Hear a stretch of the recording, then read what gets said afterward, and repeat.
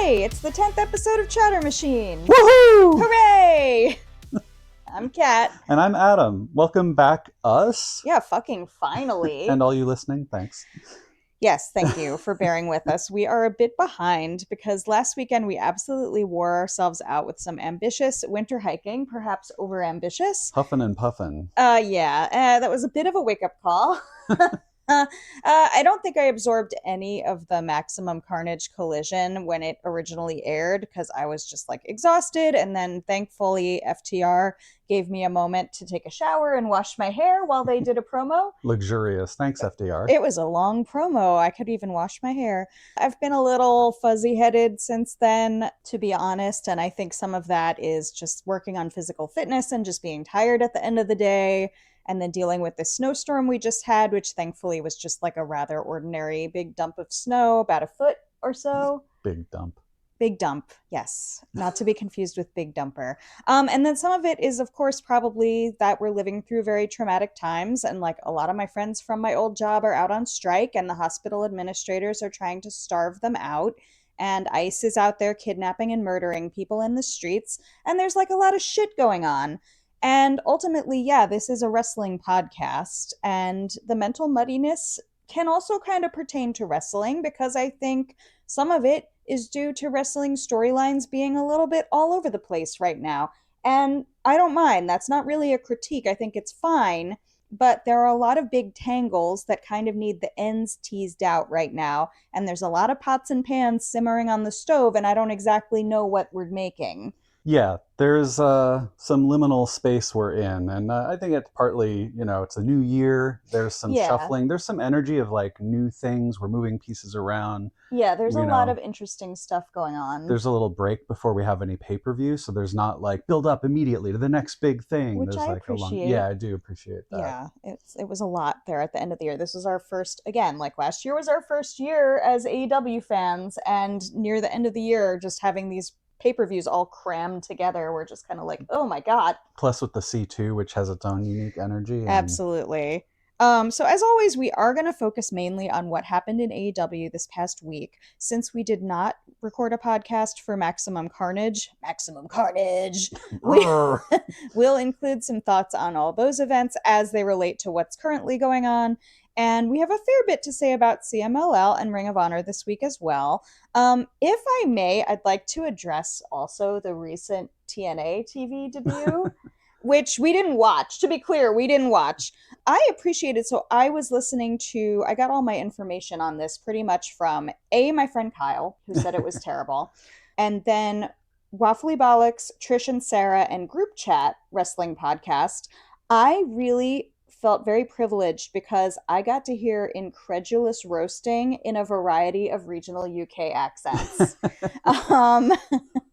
And that was a blessing. But no, seriously, all of those podcasts shared the sentiment that I think is the one that makes the most sense, that the wrestling world would be so much better off if TNA were a healthy, independent, third major promotion and not whatever this is. Yeah, and I find the whole thing very sad. Yeah. To be fair, my buddy Kyle is, I would say, a bit more Fed oriented. Like he watches some AEW too, but he's the one who kind of will like let me know what's going on in the Fed or whatever. And he watched TNA, and he watched the second episode this past week, and he said it was like a little better. Okay.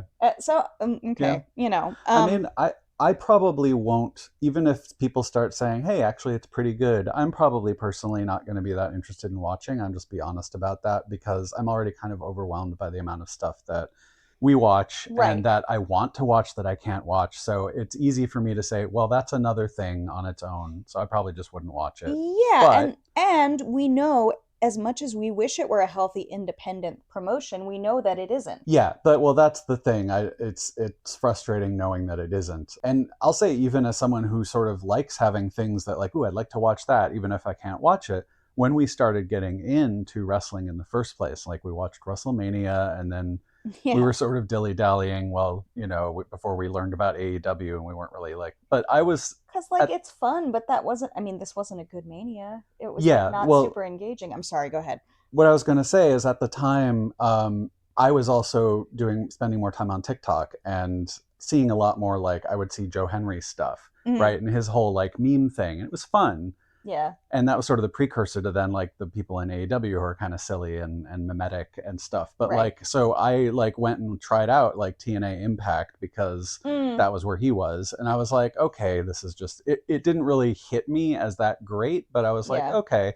So there's a little bit of like, well, I don't know, just like, yeah, it would be nice if it was We would more like it if it vibrant were and great. healthier, you know? Yeah, if it were great, that would be great. Like I think, you know, yeah, I'm an AEW fan, but I think it would be great for wrestling talent to have more choices. Yeah. Like I it's just want the best okay. for the talent that are involved. Yeah, I mean, it's okay if people don't, it doesn't work out with Tony Khan or whatever. Like Yeah. I don't want people's choices to be the fucking Fed or Tony Khan. You know, Yeah. there should be more than that. Yeah.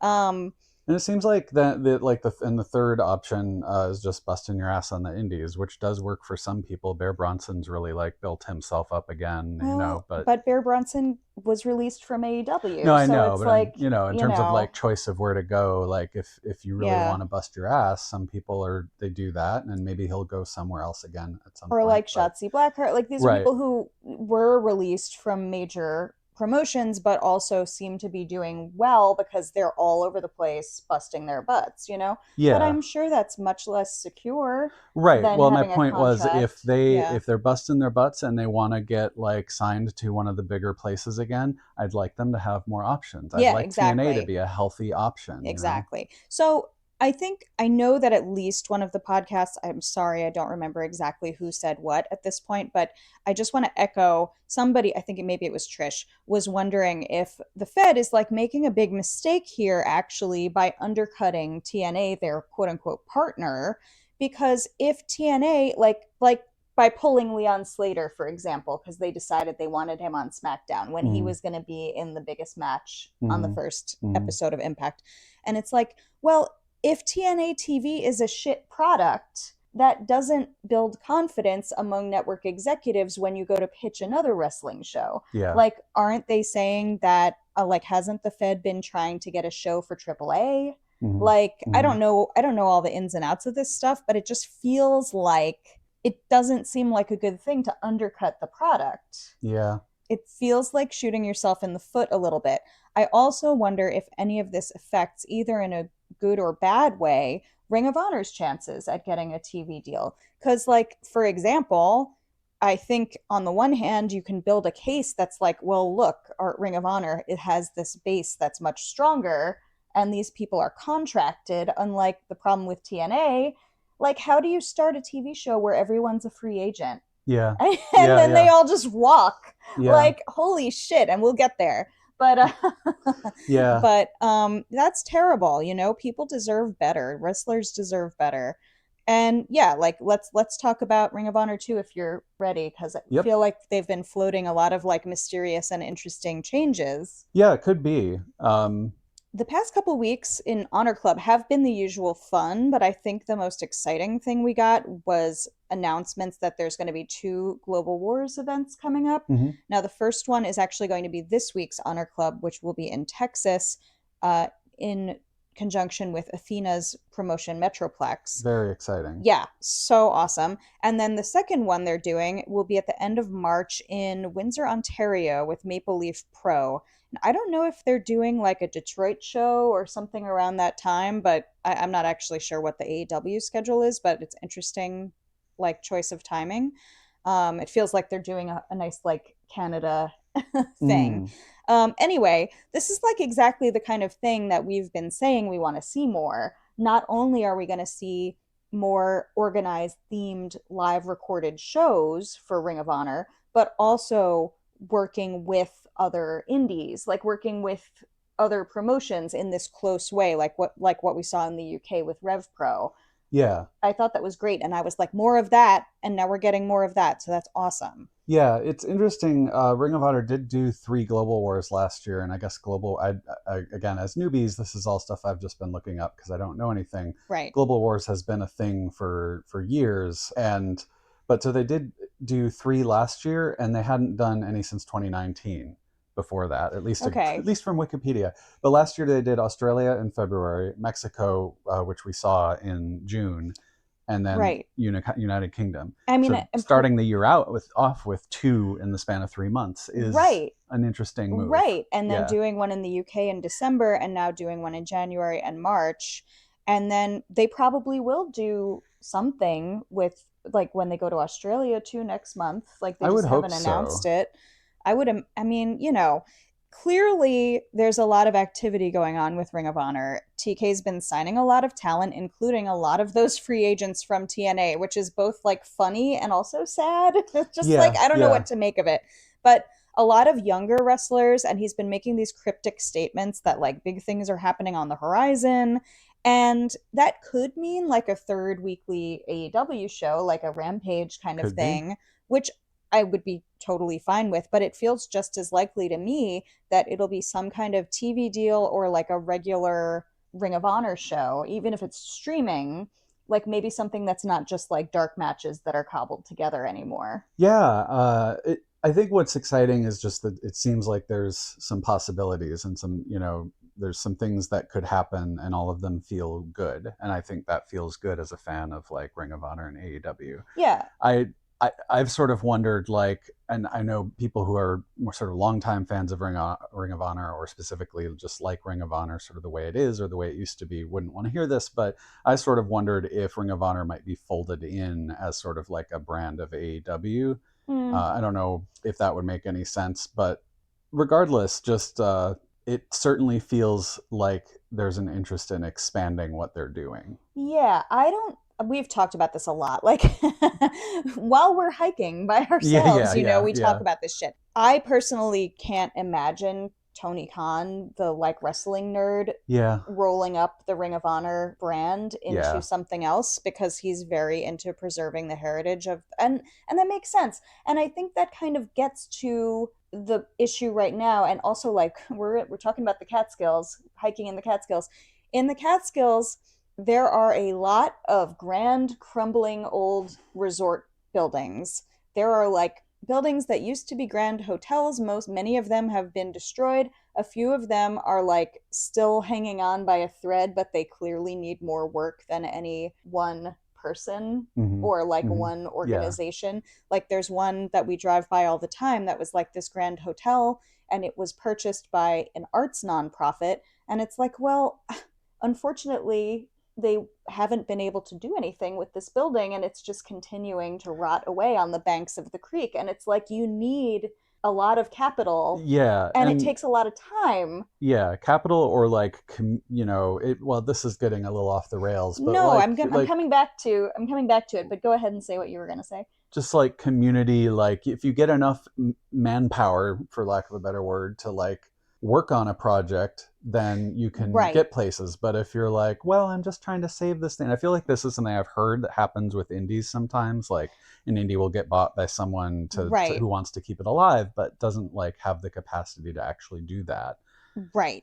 Tony Khan has the capacity. Well, yeah, and I think what he did was he saw that the crumbling old mansion of Ring of Honor hmm was going to be demolished if somebody didn't save it. Right. And by purchasing that crumbling mansion, he most importantly preserved the archive, because God knows the thing that's, as a new wrestling fan or a renewed wrestling fan, the thing that makes me the craziest is to go looking for something that used to stream and to find that at some point the Fed or TKO or whoever bought it and just like foofed it out of existence. Yeah. It's the Yeah. most heartbreaking thing, as somebody who, I'm not an archivist myself, but like that's my inclination, is this shit needs to be preserved. Yeah.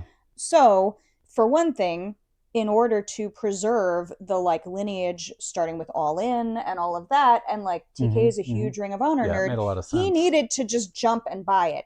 And then he owns this crumbling old mansion, Yeah. right? And if somebody owns a crumbling old mansion in town, people get upset that they're not doing, quote unquote, doing anything with it. Right. Like they're not fixing it up or whatever. But that shit takes a really long time. It takes time to even know what you want to do with it, let And it's never alone going to start be a working on grand it. hotel again. Yeah. You know what I mean? Like none of the Catskills are not coming back to a heyday of resorts. Right. But the building can be preserved.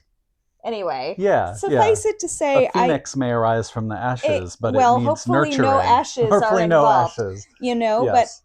But like I'm heartened to see that it looks like maybe we're actually finally able to make some moves to make Ring of Honor more of its own promotion again, and like really, it has a great roster already, but like make it more robust. Yeah. This might be, I was going to say this later because we saw some Ace Austin stuff, but it's interesting that they signed Ace Austin, and I think that was announced back in like August, say, and he had a match that back then against Ricochet, and then he's been on Collision a couple times since, and you know, had a little work with the Bang Bang Gang.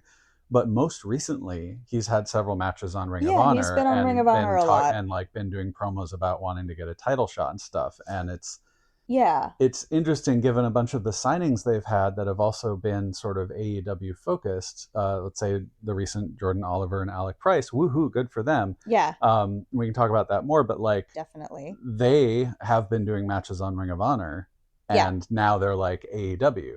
But also Ring of Honor. But also Ring of Honor. So but I'm just, what I'm saying is, as part of, if like it sort of feels like, if you're right, the pieces are falling into place in the sense of like, we're getting a bunch of people who we can put in matches in All Elite Wrestling, but if we do a Ring of Honor show, people are going to want to tune in over there to watch them. Right. You know? I mean, and it's so sad that it's been behind this paywall. Yeah. And I love HonorClub, but let's be real, it's kind of anemic as a product. And that's not because the wrestlers aren't great. Yeah. The wrestlers are great, but when you're filming everything as dark matches, especially the ones that are filmed after an AEW show, the audience is mostly gone. People are tired.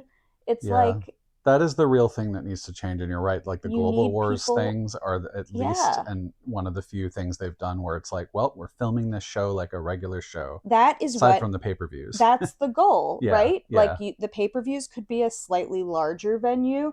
It doesn't even have to be every week, but if they have regular live recorded shows, it could be a smaller venue. That's fine, but you need to have a crowd that's hot, a crowd that's there for Ring of Honor. Yeah. And the wrestlers deserve it. The talent is so fucking talented. Yeah. They need to be seen. Anyway, so happy to see this crumbling old hotel perhaps getting renovated a bit. Yeah. So we'll see where that goes. But I'm very excited about that. Shall we move on and finally talk about Dynamite? Let's do it. Okay. So as advertised, last week's Dynamite started with the segment I like to call MJF fucking talkin'. But let's back up a little bit because we didn't talk about Maximum Carnage the week before. We had the title match between MJF and Bandido, which obviously we were very excited about. It was so great, and we had fully, not that we actually thought Bandido was going to win, but we certainly kind of had ways of rationalizing that fantasy booking in our heads. I think we talked about that on here a little bit. Oh, we sure did. Yeah, I thought it would be fun if he did. It would have been fun. Yeah. He is like the baby-faciest babyface to ever babyface at the moment. He came out in that, I didn't recognize the Aztec Batman garb, but that was like that was the coolest DC Comics tie-in I could possibly have imagined. He looked so cool. The whole match made Bandido look like $1 million, which is what that's what MJF is supposed to be doing as a heel. And I'll get back to that, but I was very happy with this match. I thought this match went really well. Bandido's flying leap over the barricade where we were just going, no, don't do it. And then, in the end, when MJF gets him in that label lock, Bandido, before he nobly passes out, he flips him the bird. That was so good. And and the look on MJF's face looking at the bird. Yeah. Really, it was a wonderful match, and obviously beautiful. I would have been very happy to see Bandido win, but it worked out for me okay. Yeah. MJF gets on the mic afterward and with this kind of new thing he's doing. I don't know if he's ever done it before, but he's acting sort of like a heel ambassador, kind of Yeah. but it's like he really is acting like he's representing the company, which It's is very interesting. And it makes me wonder if he got a talking to recently where he was told he represents the company. You know what I mean? Anyway, and he needs to be careful with his words. But he gets on the mic and he's like, I'm going to praise you, Bandido, as if I am a babyface ambassador of the company. And I'm going to then have to explain that because you are so worthy of praise, now I must murder you. Yeah. You know, and it's very funny. And he also did something similar with Alec Price at Limitless 2 days later, which I'll talk about in 1 second. And so then he's like smashes Bandido with the belt and is like kicking him or whatever. And Brody King comes out for the save. And everyone on Blue Sky who was freaking out that Brody is about to turn on Bandido needs to fucking chill. People need to chill. Have some faith. If you think Brody King, who came out in an Abolish ICE shirt last June and is besties with his hermano Bandido, is going to turn on him, especially at this moment. I'm not saying it could never happen, but at this moment in our socio-political time, that is fucked up, and you should examine why you think that. Yeah. It's not happening. It kind of feels like some people the only interesting thing they can think of to happen is somebody turning on somebody. And it's like, okay, well then let's just do that all the time if that's all that's interesting. Clearly it's not the only thing that's interesting. Right. Betrayals and heel turns can be very exciting, but they cannot be the only thing that happens, or else they're not exciting anymore, right? Okay, I would like to take a moment before we talk about like what MJF is actually doing last week. I want to take a second to talk about those indie matches on Friday the 16th. So we had MJF versus Alec Price at Limitless in Maine. That whole event was really great. This was a fantastic match, but I think even within the context of the whole event, I was very impressed that Limitless pulled off an event that included the AEW Men's World Championship, a WWE ID title match. No idea Somehow how that works, those were in the same event. Their own title match and a Rumble as the main event, which included so many people from the Northeast indie scene that we love to see. Yeah. And they had a match with Hook. And they had a match that's right. And Hook worked an actual indie match. Hey, how about that? He should do more of that. It would be good for him. Yeah. For him is my point of view on that. Correct. Whether it's good for everyone else remains to be seen. Remains to be seen. But yeah. And Eddie and Ortiz. And Eddie and Ortiz. Well, Eddie and Ortiz have really been making the rounds. In fact, we will be seeing them very soon as well, which is very fun. Eddie's doing like kind of, I think he's saying that it's kind of like a last hurrah. He's doing like indie stuff this year and then maybe not anymore. But then he and Ortiz are talking about opening a wrestling school. I mean, hey. Which I want to go to Eddie Kingston's promo school. Yeah. I give me his mic school. What if he does like eyebrow tips or like? Oh, he can do my eyebrow. Well, no, my eyebrows will never be that groomed, and that's okay. Yeah. But anyway, so MJF and Alec Price, like just like with Bandido, he made Alec Price look like $1 million. And right at the end of the match, Jordan Oliver came in to like comfort Alec or whatever. I'm skeeting Tony Khan signed these guys. Yeah. And then not realizing that MJF's about to pick up the mic and basically announce that they have been signed. Yep. And from what I understand, I mean, they're all carnies. I don't believe anybody, but from what I understand, they did not know. That is wild to me, but that is also really cool, kind of. So whether they knew it or not, it felt really special to be witnessing it live. Yeah, I mean, we weren't there, but just to be watching the live event felt really like a special moment. Yeah. I still have some strong reservations about MJF and like his character choices, at least what I've seen since we started watching, but I'm feeling like very, very cautiously optimistic right now. At least since the new year, he's been doing a really good job at that kind of heel ambassador thing. He's this like pseudo earnest vibe. I'm not sure how long it's going to last. Sure. I'm enjoying it.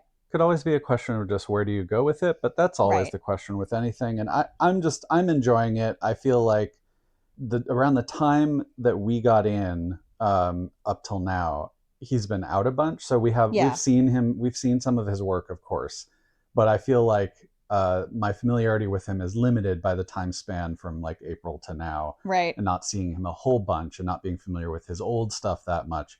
Aside from, we did watch some We've from watched some, from but yeah. 2024, but all that is to say just that like I feel like right now I'm enjoying MJF the most I have in that time span.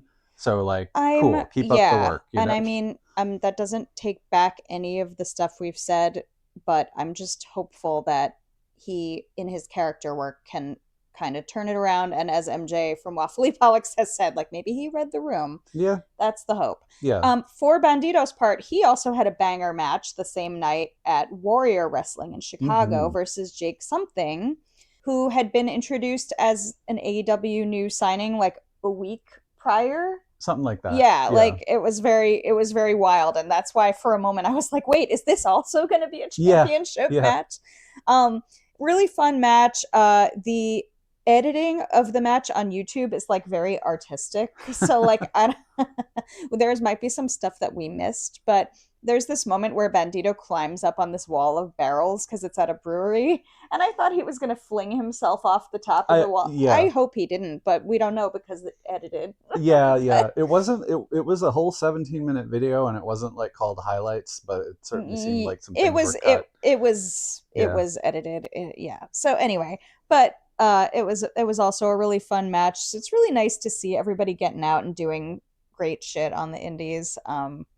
Yeah, it just feels good. And to speak to the sort of what we talked about earlier with like, is the Fed undercutting itself with TNA and how it relates to things, just there, it's just nice to see people doing like collaboration with other companies and indies, whatever criticisms there may be from, that could still be valid. It's just like a world of difference, you know. It's like it's like we want this ecosystem to be vibrant versus the approach of like, we want this ecosystem to be ours, you know. Right. And I'm a little embarrassed to say that in all the excitement about Alec and Jordan getting signed, it had slipped my mind until they're like on Dynamite and Collision and Honor Club, and somebody pointed out like they are tag team champions. I'm like, oh yeah, right. They are still the GCW tag team champions. Yeah. Presumably, yeah. I mean, I don't think they're going to vacate them. I'm sure they will go and drop them or defend them. You know what I mean? Yeah. And we know that they're still booked for a few indie events coming up. Oh, yeah. Probably will be for a while. So. Right. But maybe they don't need to keep, if I were them, I would want to elevate somebody else and drop the title, but they're not gonna like walk away. Yeah. Yeah. So, but yeah, it's like, oh yeah. it's just awesome. I love it. So let's get back to the present moment. So MJF picks up the mic at the beginning of Dynamite. He's calling Bandido a loser because he lost. He says, it's the year of the devil and no one's on my level. And then Brody King's music comes on and we're all like, oh, and, and MJF starts cowering in this very funny and character appropriate way. He pulls himself together and he says, Brody, you need to have more than squash matches in order to challenge for the title, which frankly, I agree. Yep, it's true. I'm happy to see that Brody's getting a singles push. I will not be satisfied till I see Bandido with that belt around his waist. Mm-hmm. But Brody is not leaving Bandido. That's it. Yes, Bobka? And our cat Bobka has joined and she has a lot to say. Yes. I am left feeling, I'm excited to see more with Brody. It's interesting to me when a challenge or statement like MJF's is done and we don't sort of have more announced. There's a little, she's got so much to say. Always. I don't mean that like I just like, they're not going to do anything with Brody or something. I'm just like, I feel like right now we're in this space with AEW where there's, like I said before, a lot of pieces being moved around. So there's some things that are just kind of like, they're sitting there and you don't know what's going to happen next. And so I have a sense of like, all right, what is afoot with Brody? Are they, because there isn't like a match announced yet. He had a couple of squash matches that seemed very spur of the moment. The one with John Cruz was very funny. It was very funny. Yeah. I mean, if they just want to throw Bandido at some more squash things, and if they're funny, good matches, that's cool too. But I want to see him be a real contender. Yeah, and just have a hanging question. All right, Brody, what's next? Who are you going to fight? Are you going to climb that ladder? What's going to happen? Right. So, and again, this next bit, I'm going to now jump back. I'm not going to do this the whole time, I promise, but I'm going to jump back into the past again. So the next thing we got was Hangman and Jet Speed Trios Champs promo. Mm-hmm. Now, of course, this had started on the Maximum Carnage Dynamite, where Hanger comes up to Jet Speed and surprises them and is like, we have a trios match. Yeah. And I understand that the situation with Hobbs and his contract was unusual, and this match was a last-minute decision. But I just have to say, I really don't think Fightful needed to break the news like it was about the fucking nuclear codes. I have those accounts blocked on Blue Sky, but there's no way to filter out the discourse. Yeah. You mean breaking the news that Powerhouse was leaving? Yes. Yeah. He could have sat on that till Saturday. He could have sat on that till after Collision aired. It would have harmed nobody. Yeah. And it's not just him, but it's all the dirt sheets. And frankly, it's like a lot of people on social media, if they have some kind of information or like they have to be the top comment, people just have to get in there first. And that's like a point of big satisfaction. I get it, but you're not actual news reporters. Yeah. Anyway. You don't have civically important news that you need to break that someone's going to act on because the water supply needs better filtration. Right. No, Powerhouse Hobbs is just going to wrestle somewhere else. Right. So look, this in and of itself obviously isn't exactly a spoiler, and then the bunch of people who were at the taping who normally wouldn't do spoilers, now they didn't say, oh, so-and-so won the title. But they were being coy and saying, look, here's a picture of Jet Speed that I took. Can't wait for you guys to watch Collision. Yeah. And it was just you get I feel like they wouldn't have said that if it hadn't been for Sean Ross Sapp doing that. Right. And it just felt like people were just like, well, it's spoiled anyway, so let me be cute about it. Yeah. And I'm frankly really annoyed about it all.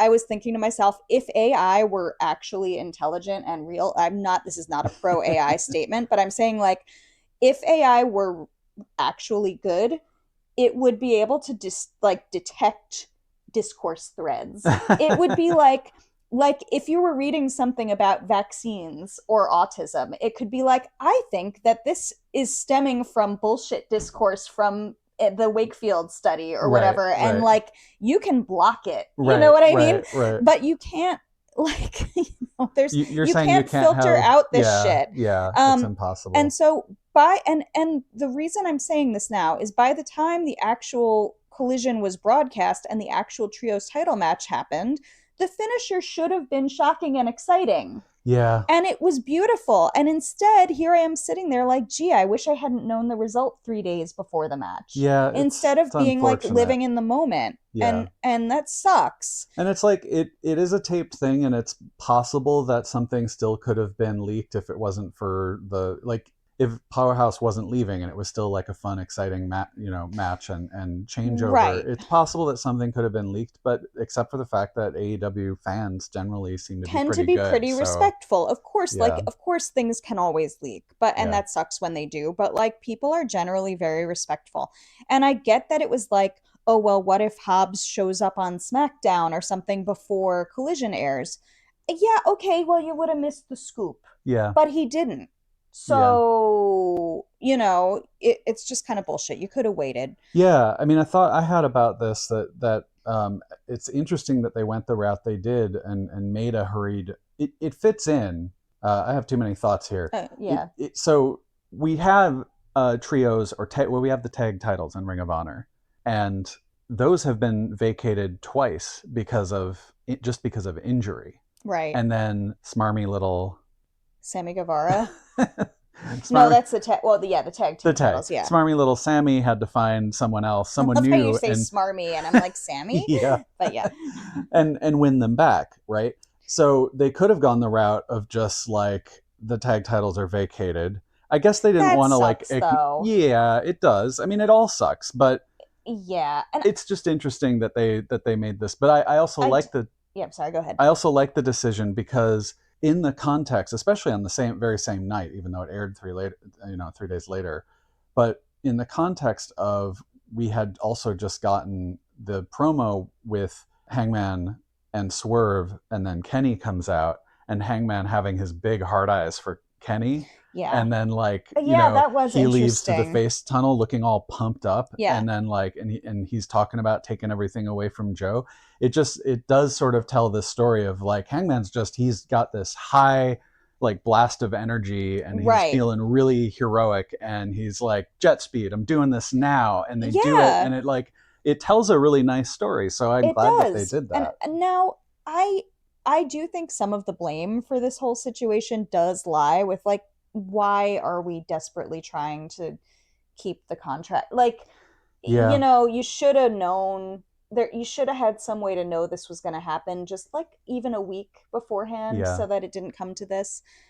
Last thing I want to say, so before I'm just like unalloyed glee for jet speed and all this. Mm-hmm. So some people were defending the spoiling as if those of us who were mad were like, well, it's a sporting event, and you know, like, you can't. Yeah, I know, if I miss a game, I'm Right. not going to look at the internet. Right. This hadn't been broadcast yet. Right. So it's not the same thing. It's not the same thing. And then I thought, it's sort of like if Dan Stevens had leaked that he was leaving Downton Abbey before the Christmas special, and then you're like, oh, there's the car crash we were all looking for. And if that's a spoiler for you, I'm genuinely sorry. Just like a 15-year-old spoiler. I was going to say that's a very old reference, but hey, it's spoiler safe to reference a very old spoiler. Right. If almost 15 years have passed, that's and a big threshold, I think. Yeah. But yeah, Anyway. you're right. It's not like they're filming Orioles games and then airing them 3 days later. Right, exactly. This is like a social compact that we need to have as fans of this athletic theater. Yeah, yeah. Anyway, super happy for Horsecock. My experience would have been much richer if it hadn't been spoiled. Mm-hmm. And I would really like it if everyone on the fucking internet didn't feel like they needed to repeat dirt sheet discourse as if it's legitimate news, because this wasn't even confirmed, okay? Yeah. So anyway, Horsecock, Jet Set Rodeo. In this promo, Speedball really lets the intrusive thoughts win, and I fucking love that it happened on live national television. Renee is cracking up.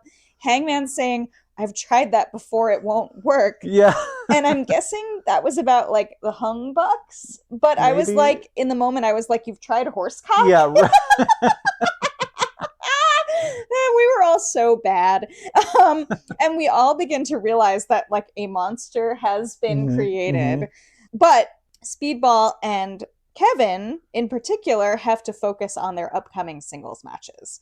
So Hanger is saying it's just Speedball, like, you're fast, you're smart, I'm confident, like, you can beat Joe if you really focus. And then when Kevin's like, well, what do you think about me and Swerve?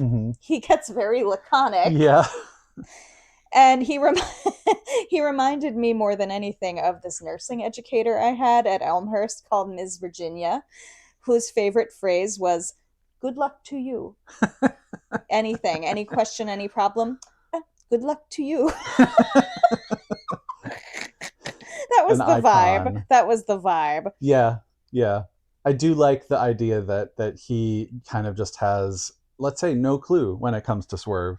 It's really very much, Swerve is a mystery. Mm-hmm. Everyone must stand alone. Yeah. He hears Swerve call his name, and it feels like home. Anyway, wow, I want to do that fan edit now.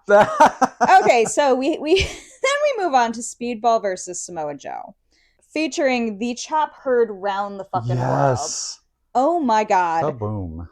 Really wild stuff. And the audience is now chanting, we want Horsecock for the first time. And everybody's realizing, like, what have we done? Yeah. Hook and Shibata interfere, of course. Shibata gets some really sick suplexes on the apron. Yeah. Paul Turner is incapable of seeing anything ever. I'm kind of pissed that I mean, this is like AEW face stuff, right? Like, I'm kind of pissed that Speedy came so close and he had to be taken down by all three guys. Yeah. And none of their partners came to help. Yeah.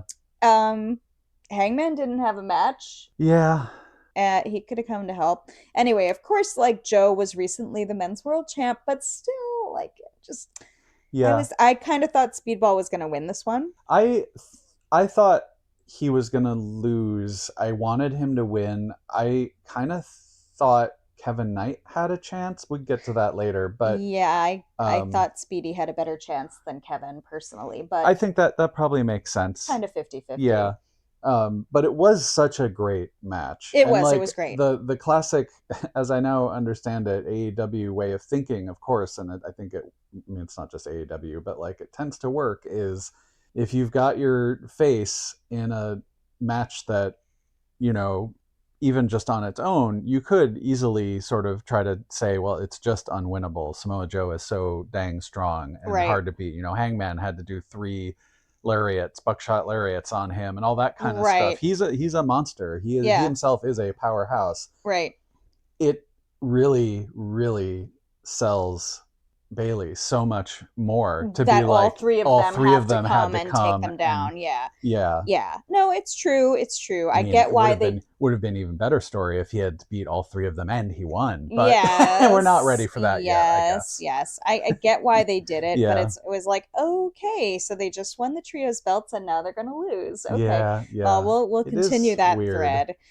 But that also shows that, like, if you're up against singles champions, the trios belt is not as prestigious, and it doesn't have to be. So if trios championship holders are going up against singles champs in a singles match, they shouldn't. It's not an even playing field just because they all have belts. Yeah. So anyway, following this, we got an interesting group of Death Riders, which was Jon Moxley, Wheeler Yuta, and Danny Garcia. I'm sorry, Mox and the fuck shit twins. I forgot about that. Versus an even more interesting combination of Don Callis family members, which was Lance Archer, Rocky Romero, and Hechicero for some reason. It's a weird group. But... in a street fight. Yeah. And the origin of this little mini feud was on Maximum Carnage Collision, which I had to go back and watch because I fully dissociated through it the first time. But so from Maximum Carnage Collision, there was a trios match with DCF and Skyflight, and previously was the match between Marina Shafir and Zeta Steel, which was very fun. Mox had been on commentary, and then he's doing this thing that's my favorite bit, where Mox just hangs out at the desk and continues to do commentary, even though there's no Death Riders involved. So then you have this long moment at the desk where Mox and Don Callis are both there doing commentary, and it's like, okay. They're just interacting. Meanwhile, Kyle Fletcher comes out, and you just have his theme repeating over and over again. Skyflight hasn't shown up. Mox is saying something to Don, like, when it's nut cutting time. That's, kind of like, that's how you separate the men from the boys, kind of bullshit. And he's getting, work mad at him. Mm-hmm. Mox gets up and walks away from commentary, only to get attacked by Lance and Rocky. Yeah. Skyflight are like the pork chops here. They haven't even shown up yet at this point. It's not about them yet. and then I'm happy to say that match was really cool. Darius Martin showed out. I hadn't really seen him do that many I don't know if you'd call that chain moves, but he does some crazy shit where he just springs directly from one move into a tope. Mm-hmm. It was really pretty wild stuff that I don't see a lot, and I am happy to see that he's getting more of a platform on TV. Anyway, during that match was Don making a weird maybe cocaine joke about being at the family compound in Sinaloa, and I don't really know. I don't know enough, if it's not a cocaine joke, I don't know what it is. Not sure what's going on there. And at the very end of that match with Skyflight, the most exciting thing was that we got the return of Takeshita, who comes in his street clothes, his couples issue parachute pants, and walks right past Don to give his boyfriend Kyle a hug. And so we have the return of Protoshita. Yeah. Back to the Death Riders.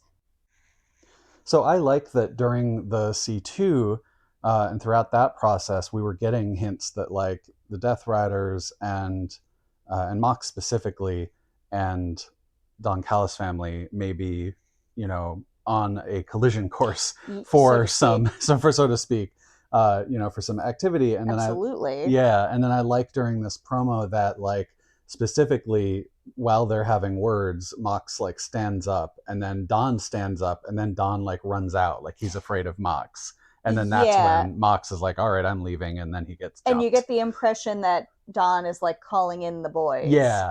Put down your hams. I need help. Yeah. And then later on in Collision, we get this classic Death Riders like stairwell backstage kind of promo.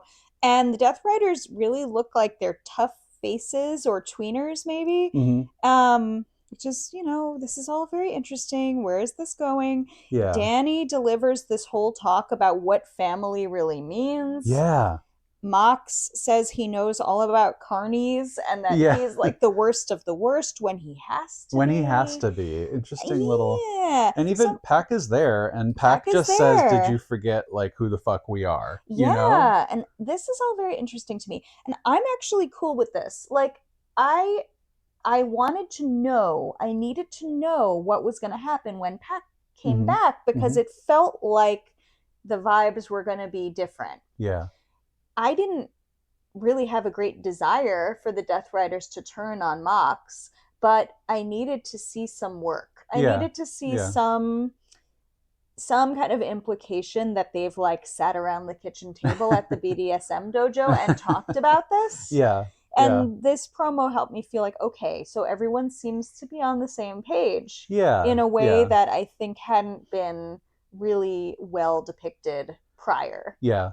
I think from some of the sentiment I've read online, I think some people are frustrated because they feel like it's just full on face and like it does. But I think people sense like plot holes because of what the Death Riders did like over a year ago, and like I get that. Also, they cheat a lot. So it's not like they're noble. Well, this is my thing is I'm like, I don't think they're being presented as, well, they're just magic Superman hero faces now. No, I don't think so either. They're interesting, complicated, gray area characters, if anything. Right. And the other part of it is just like, well, wrestling isn't a scripted drama. You only have so much time to do like character work and development. Right. So let things play out, I mean, this is not like, so the Death Riders as like heels were really hard to digest for a lot of people. Yeah. I don't want a cool heel. These guys are not cool heels. They're, if anything, they're like anti-heroes. Yeah. And I think that's much more interesting personally. Yeah. Well, you and can't again, say like that about the Don Callis family. Yeah.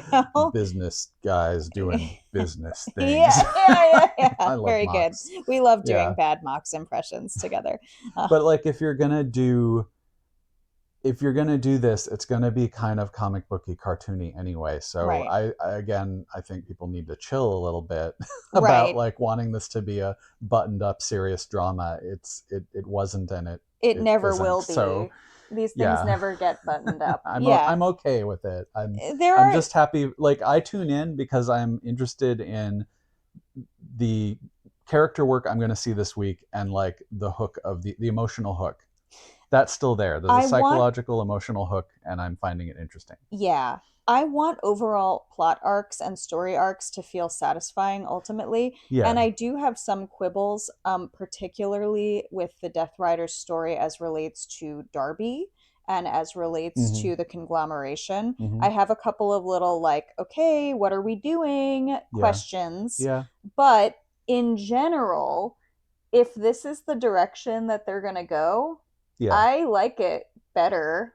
I'm more interested in anti-hero Death Riders interacting with the Don Callis family than I am in like the conglomeration versus Death Rider, evil. Like, I don't know. Yeah. So back to the match on last week's Dynamite. Yes. So Marina walks out. She's got the Continental belt slung over her shoulder. And at first I'm like, what belt is that? Because like I'm so like I forgot.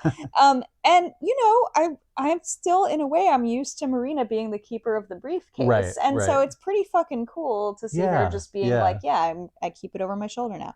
The street fight obviously is total chaos. I loved it. If we ask where's Greg, one answer is that he's on Rocky's shirt, which was cool. Yeah. And then my favorite part, I really want to help the props department make some stupid stuff. Yeah. It looks really fun. And then you look at Mox's back and you say, I put those tacks there. Anyway. And I just got to say, I was enjoying seeing Hechicero in like a street fight match. I feel like we don't get a lot of like luchadors in these other kinds of matches. That's true. And he works well, I guess partly because he's a member of the Don Callis family. It like sort of quote unquote makes more sense for him to be in a variety of things. I mean, he's so versatile.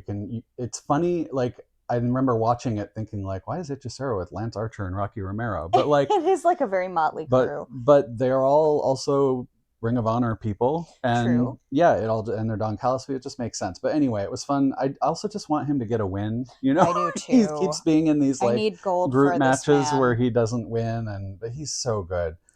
And it also, I think another reason I'm sort of interested in Death Riders versus Don Callis family. I think even if it was just full on like heel versus heel, I find that interesting sometimes. Mm-hmm. But the sort of tweener aspect of the Death Riders, Mox specifically with his like I'm the worst when I have to be, it has kind of Death Riders have kind of a ends justify the means thing going on.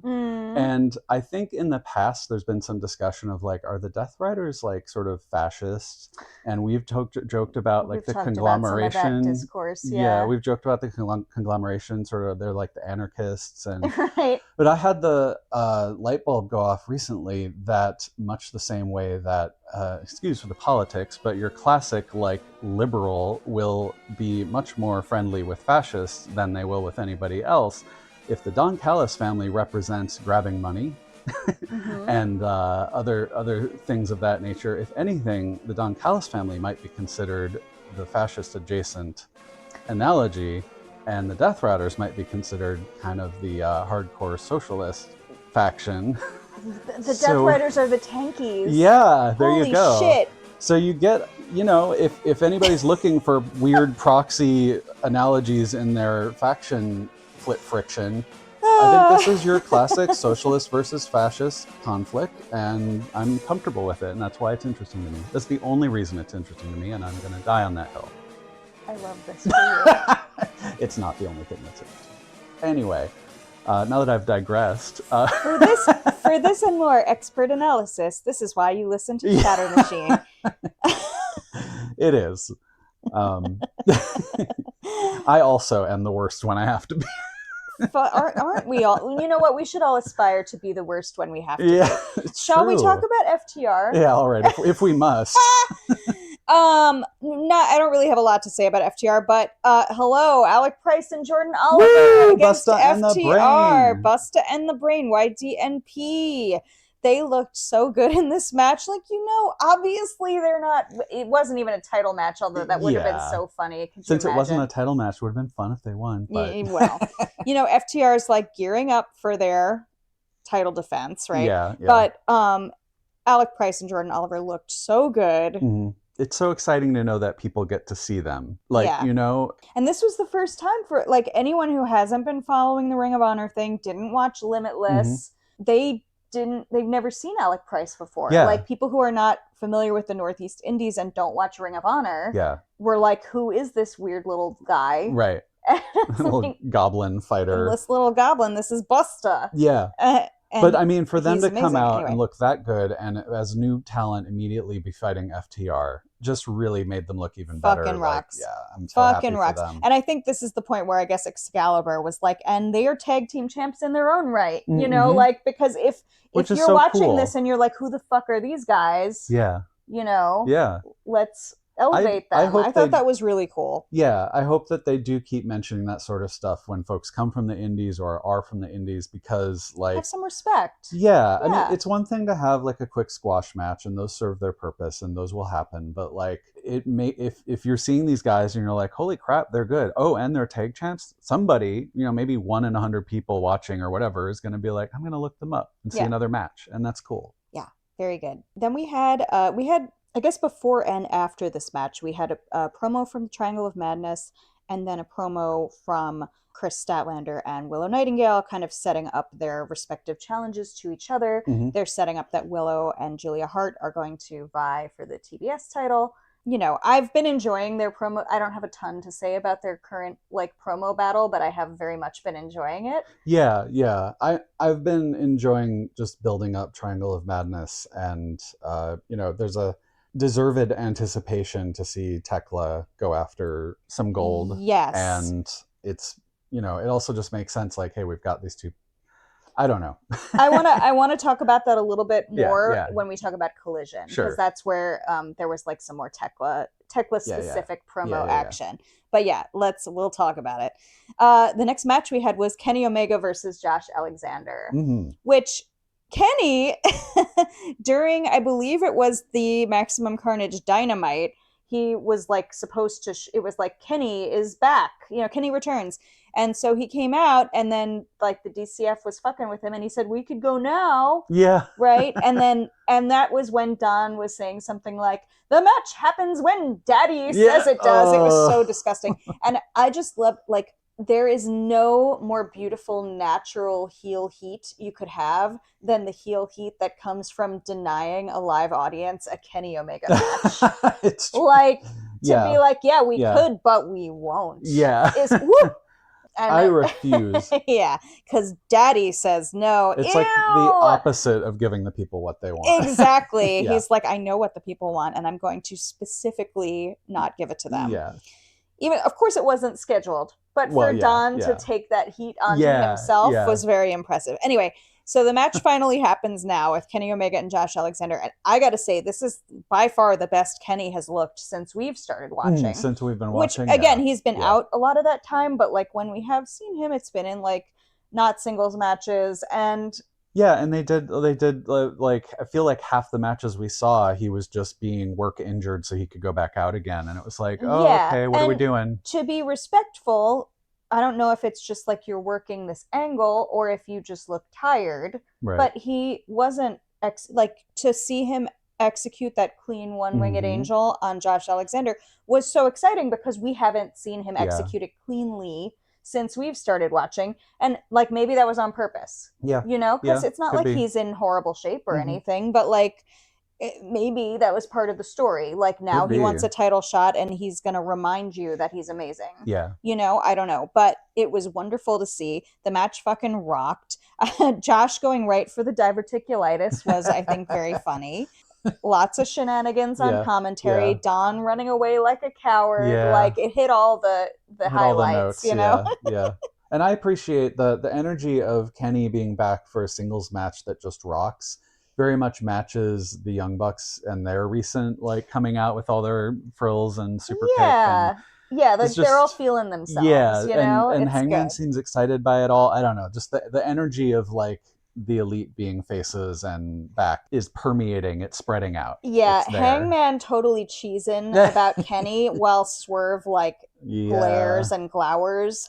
It was very interesting, and of course, like, much has already been said about that. We missed it in terms of podcasting, but very interesting, and it makes me wonder, where is this going? Maybe we'll talk about it more when we get to the Swerves match. But, and like, there's also a limit to how much I want to speculate, because like, it is very interesting. And I don't know picture of myself with my hand on my chin. Interesting. I don't know enough about Swerve and Kenny's. I know they have history. I don't know enough specifically about what it is. So like, for me to speculate doesn't really make a whole lot of sense. Anyway, let's move on for now. We'll get back to this in Collision. We had the Timeless Love Bombs versus Mega Bad. Previously on Maximum Carnage Collision was when Penelope came back Yeah. And so fun. Like, it was just a squash match. Yeah, it was Danielle Kamala and Viva Van. Fun. It was a fun and obviously a squash match, but like so good to see Penelope back. I loved that Marina was backing them up at ringside because I feel like when this sort of thing happens, people are like, well, what's Marina gonna do? Is she gonna like, are they gonna compete for Megan's affections or like what? But Marina's like, no, I'm just backing you up because you're my people, you know? And at the end of that match, Tony and Mina come out. And Tony delivers, well, both of them deliver really, but Tony delivers her like classic, like, you're all slop tarts and your slits should be sewn shut. I can't even say that. Saying, if you like death riding so much, get on my caboose or whatever. Like, oh my God. And my favorite part about this was Marina, obvious, like the camera is on her face and she's trying so hard not to laugh. And she succeeds, but you could tell she's trying very hard. Marina corpsing is the funniest fucking thing. It's my favorite. She's kind of a great foil for Tony because she's supposed to be so serious and badass. And like, right. And then like with that moment that made it onto Botchamania with the Skyflight and Death Riders match where like Yuta and Pac were like going running the ropes a million times. And Dante Martin is not in his spot for whatever reason. I hope he was okay, but like he might have been like dazed or just like otherwise was not in his spot. And Marina's just there on the sidelines cracking up. So funny. It is fun to see seeing her smile or laugh is just like such a joy. And then this match, Megan is too strong. She yeets Mina past Tony. Yeah. Just like straight onto the floor almost. Poor Mina. Like Tony couldn't catch her because she was just a little too close, too hard. She seemed okay. She seemed okay. Like she seemed like she sort of landed on her butt, kind of. I hope she's all right. Yeah. And then Marina drags Tony off into the mother's milk while Penelope pins Mina, and that is metamor teamwork right there. Truly. Girlfriends. Don't know exactly where that's going in terms of the like feud between the two tag teams, or if we're gonna have like a trio that's mega bad problems. Or what. I'm enjoying all of it, like more of it all. More women. More women's drama. It's very fun. It's fun. And then our main event for Dynamite was Swerve Strickland versus Kevin Knight, which was, oh my God, mind-blowing banger of a match. And of course, the crowd picks up right where they left off with the horse cock chants. And Swerve is just listening to them like, all right. Yeah, all right. I like when Swerve does the thing where he's like conducting. Yeah. With his finger. Very funny. He's like, hope you guys are having fun. Yeah. Me too. Yeah. And then the camera cuts periodically. And I wish they hadn't cut so much, but the sight of MJF up in the like luxury box with the little fucking lamp, was so fun. Why? The lamp was a really funny touch. I was like, was it just there or did they... I don't think so, because it was like, it wasn't even a real luxury box. They took like a upper tier seat and sort of tried to make it look like, and it was like, okay, there was a woman there who was supposed to be like his attendant, like as if you're in a luxury box and like you have an attendant to cater to your every need. And like, of course, with MJF, it has to be like a hot woman or whatever, which is just like, okay.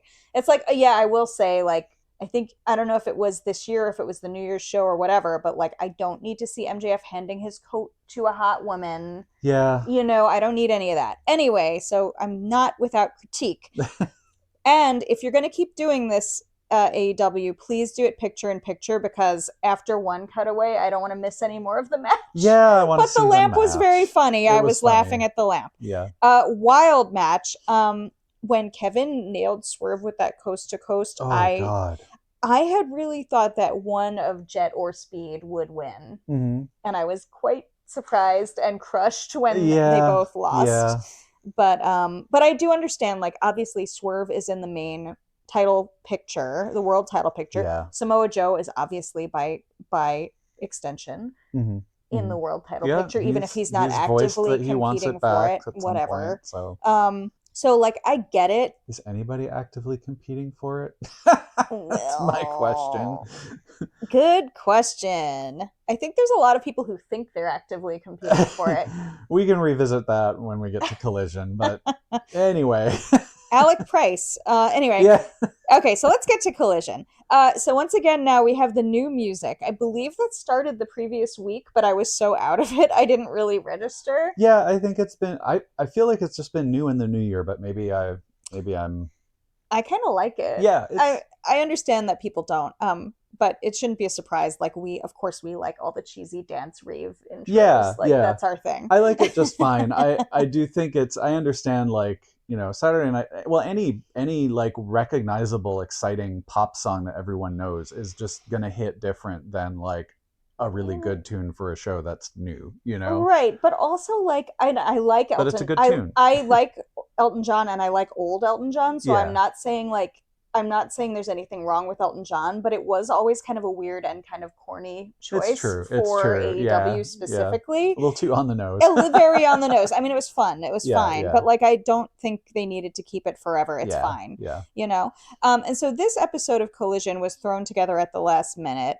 Not in the same way that, like, the trios thing the week before, but it was the weather, right? It was thrown because of the bad weather forecast for Texas over the weekend, and I'm really, that's great. I'm happy that they made this call for all the talent, like not having to get stuck, talent and crew and fans and everybody not being impacted by a potential, like, snow and ice storm. Yeah. They saw Ted Cruz heading to Palm Beach, and they were like, well, I was gonna say, if Ted Cruz is going to Florida, it's probably good to stay where you are. Yeah, don't go to Texas if Ted Cruz is leaving. That's like the Waffle House index. And so anyway, the fact that episode was thrown together at the last minute definitely brought out some weird stuff, but I feel like overall it was pretty successful. Yeah, I thought it was pretty good. I felt bad for the people in the audience who only found out at very short notice that they were going to get a whole other wrestling show. Yeah. Like they had to sit for a whole pay-per-view, basically. I mean, it's awesome to get more wrestling than you paid for, but also, like, I would need advance notice. Yeah. And I don't need a babysitter or anything. I just need advance notice for my peace of mind. Yeah. I mean, hypothetically, they would have been sitting watching Ring of Honor, but not as much. Yeah, but not as much. And probably they did record some Ring of Honor too. Yeah. Anyway, so we open with Hangman versus Shibata, and because it had just happened, they had just filmed a few minutes before Kevin Knight losing to Swerve. Finally, we have one of the new trios champs actually winning. We got horsecock chants. So many horsecock fuck him up, horsecock, fuck him up. And Hangman is just like, he's like, you could tell he's laughing, but he's also like, oh no. What has happened? Speedball, you gremlin. We got chops, we got soup plays, we got everything that you could want out of the match between Hangman and Shibata. It was perfect. And I don't know if you have more to say on that. I have just thoughts afterward. I'm just left. I mean, this is, again, just partly where we are in AEW at the moment. There's a lot of sort of like, what next kind of questions for everything. And this is one where I'm like, but I think it works for the storyline if they're still kind of moving towards what we've talked about in the past. There's a sort of Hangman, all right, what now? You took everything from Samoa Joe. Right. You seem now sort what? of, are you going for the world title? Like, there's a lot of questions. Are you going to questions. defend the trios titles? Like, what's... Right? Yeah. What kind of a trios champion are you going to be? What you doing? This is my concern, too. What's Swerve going to do about it all? Is Swerve losing his boyfriend and that's why he went through the heel tunnel last week? Or, like, what's... Or is he losing his boyfriend or is he losing his plaything? Yeah, well, yeah. Yeah, that was a very interesting... He doesn't... I think there might... I'm assuming the trope will be he doesn't want Hangman happy. Mm-hmm. And Hangman suddenly seems kind of happy. But he was happy about Kenny Omega specifically. Yeah. And he did not like that. And then now he's one, I mean, this, however spur of the moment it was, but now he's got the trios champions. He's got friends in Jet Speed. None of that's going to please someone who wants a toy all to himself. Correct. So. Yeah. I want him to be mine. And which I'm excited to see all of that, if that is indeed where it's going, which it does seem like it is. Yeah, I have a hard time imagining this team holding the championship, which makes me sad because I want Jet Speed to have belts. Yeah, I wonder. But look, if this means more challenges, like let's get those trios titles more active. Like Yeah, don't yeah. don't have them just sit on them for months and not defend them. Or just retire them. but Well, but well, they're intergender. yes. This is what we've all been Which asking is what I've been for. saying anyway. This is Yeah. what The we've other all been thing. asking for. Make them Make them intergender. Well, now they intergender. are, Now they are. babes. Yep. Think about it. Anyway, Maybe it was the secret plan all along, oh and my now we God, just have the sneak a current. non-binary person in there, and now they're Now they're intergender. Very intergender, good. and now you get all the 2 guys, 1 girl things that they've been building. And... Or 2 girls, 1 guy, or 3 or 3 girls, Yeah. or 3 guys, or whatever you want. Absolutely, just going on the ones that we've seen generally. But right. Yeah. But yeah, I wouldn't want it to be. That's how it usually is. Yeah, I don't need it to be like that. Free form. Let's have some fun. Get the infantry challenging for this. I would love that. Get the infantry up there. Anyway, we'll talk about that Ring of Honor stuff too. I guess what I was going to say about this, like the fact that Hangman won and then Jet and Speed both lost their singles matches, it feels to me like, okay, Tony Khan is like solidifying the small group of guys at the top who are like world title contenders. I don't have a problem with it exactly because this is like the arc, right? Yeah. But once this arc changes course, either because somebody else wins, or like something happens to like a twist or whatever. Once this arc changes course, I'm hoping that there's going to be more room for like other contenders, including people who are like, you call them mid-carders, or like people who are otherwise not super expected. And like Brody King fits that description, but I want to see more. And I want, like, as soon as Kyle O'Reilly's back, I need him in the title conversation. Yeah. That's where he belongs after the fall he had, like the autumn, he had. There's no question to me that he should be at least in the conversation. Yeah, I mean, I think there are a lot of people who could easily go up, and they've been doing the work of building up other people who may not yet be perceived as full-on world title contenders, but in a pinch could easily be pushed into that slot. And that's why it was easy to sort of have thoughts about hot potatoing the title, which, let's be honest, it's still January. They could still do a monthly hot potato for fun. But you've got Kyle Fletcher, you've got Kyle O'Reilly, you've got Josh Alexander. All these guys have recently been put in a position where you could say, yeah, they could have a shot. I just saying. You can't sell me on Josh Alexander at this moment, please. Maybe I know, but I'm saying that they've planted those seeds, right? It may take longer to germinate for some of these folks, but I want it to feel like anybody could potentially be elevated. And I know that's not necessarily how wrestling works, but I want it to be. Yeah. Well, I guess I'm just saying, I feel like there's a lot of the talent who I would quickly buy. I would buy. I would even. I feel like Brody King. Well, you and I are pretty open-minded. We're pretty open-minded, but like, it wouldn't take much for them to be like Orange Cassidy is going for the shot. Well, it wouldn't take much for them to say Pac is going for the like. For me, these guys are all high caliber, and like, yes. Does that mean they get it right away? Not necessarily, but like, I would buy any of these people trying to get a match for the title. So yeah. And we'll talk about Darby in a few moments, but like he's somebody. And there are some I might not. He's somebody who, like, again, this like very recently he said something about the world title, I think, or like, and it's like, really, is that what we're doing? Anyway, but we'll get there. But it's like, I'd sooner see Orange Cassidy with it.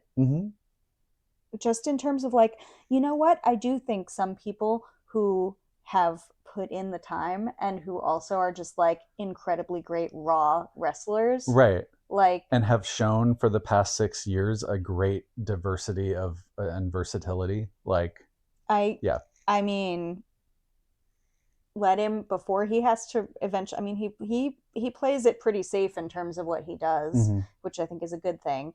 He seems to take care of himself, whatever. But I would not be mad if, at some point before he eventually retires, it's like, you deserve a run. He does. Anyway, Okay, let's move on quickly. Just so we all know who's evil in AEW, then we cut to a promo on the golf course with Don Callis and Ricochet. Classic evil guy stuff is playing golf, 100%. Ricochet's wearing a golf visor upside down and backwards.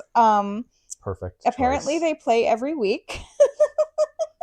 It's like I love how they're like this probably happened while they were in Arizona or something, Sure. and it's like, okay, where the fuck locally? What do we do? And it's like, what do Arizona people do? They go to like horrible golf courses. I don't know. And Davis and Doyle are in the background murdering somebody. I don't know what happened there, but would love to know, but beautiful color anyway. Very fun. And then before I get back to stats match, the other promo we had around this time was Jungle Jack Perry cutting a promo on Ricochet because he had the previous week defeated Anthony Bowens for a national title shot. I would like to know why. Yeah.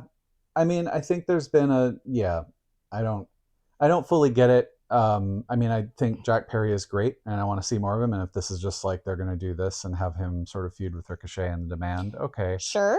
But I really would have loved Bowens to win. Yeah, Bowens was looking great. Yeah, it doesn't even mean he has to win the title now. No, but let's not cool him off. Like, that was exciting. Yeah. That was an exciting match. Don't cool him off right away.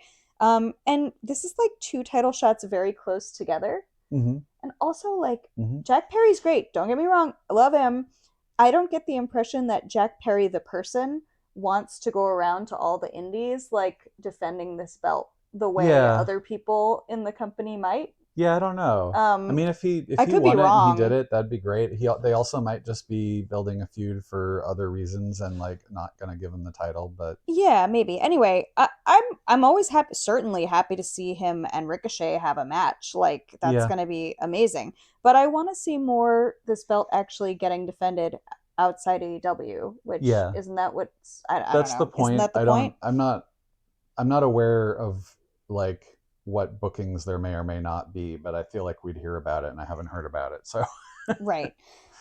So anyway, let's just back up for a second. We had Kris Stat versus Isla Dawn, and I believe the Grizzled Young Veterans came out with her. Yeah, I think so. Which was really fun. I'm very happy to see Isla Dawn back. She always looks great. She always puts on a great match. I don't have any notes about the specific match, like anything crazy happened, but no, but I've liked her every time I've seen her. I want to see her get signed as well. She feels like she'd be a good addition to the women's roster. Yeah. Yeah. God, is she not signed yet? I don't know that she's Tony specifically Khan. signed. Yeah. Yeah. Oh no, I've scared our cat Malcolm Tucker. Oh, he's all right. Sorry. And so after the promo against Ricochet, then we get Tekla's promo where she is wearing a Kris Statlander t-shirt, which I guess the idea was that she had found it lying around because Kris wasn't taking care of her stuff. And Tekla congratulates Kris on getting what is going to be her last victory as champ. Yeah. Takes the shirt off, spits on it, throws it in the garbage, and then does the live long and prosper thing. And it's just like, she's so fucking funny. She's just like, oh yeah, you want to be a fucking nerd? I'm going to make fun of you and call you a nerd. Yeah.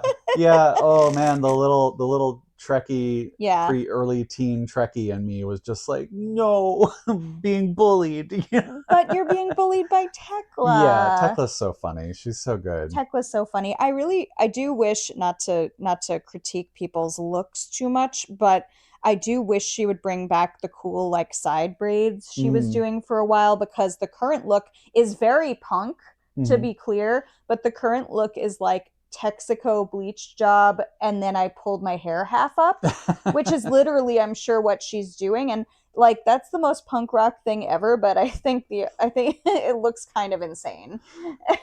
I didn't even notice this time, so I guess I like it just fine. But the braids were cool too. It looks terrible, but like in a way that is character appropriate. Yeah. I'm not really criticizing it too much, but I do think the braids with like the rings in them, that was really fucking cool. So anyway, I hope that when she has her actual championship match next week that she does something cool with her hair.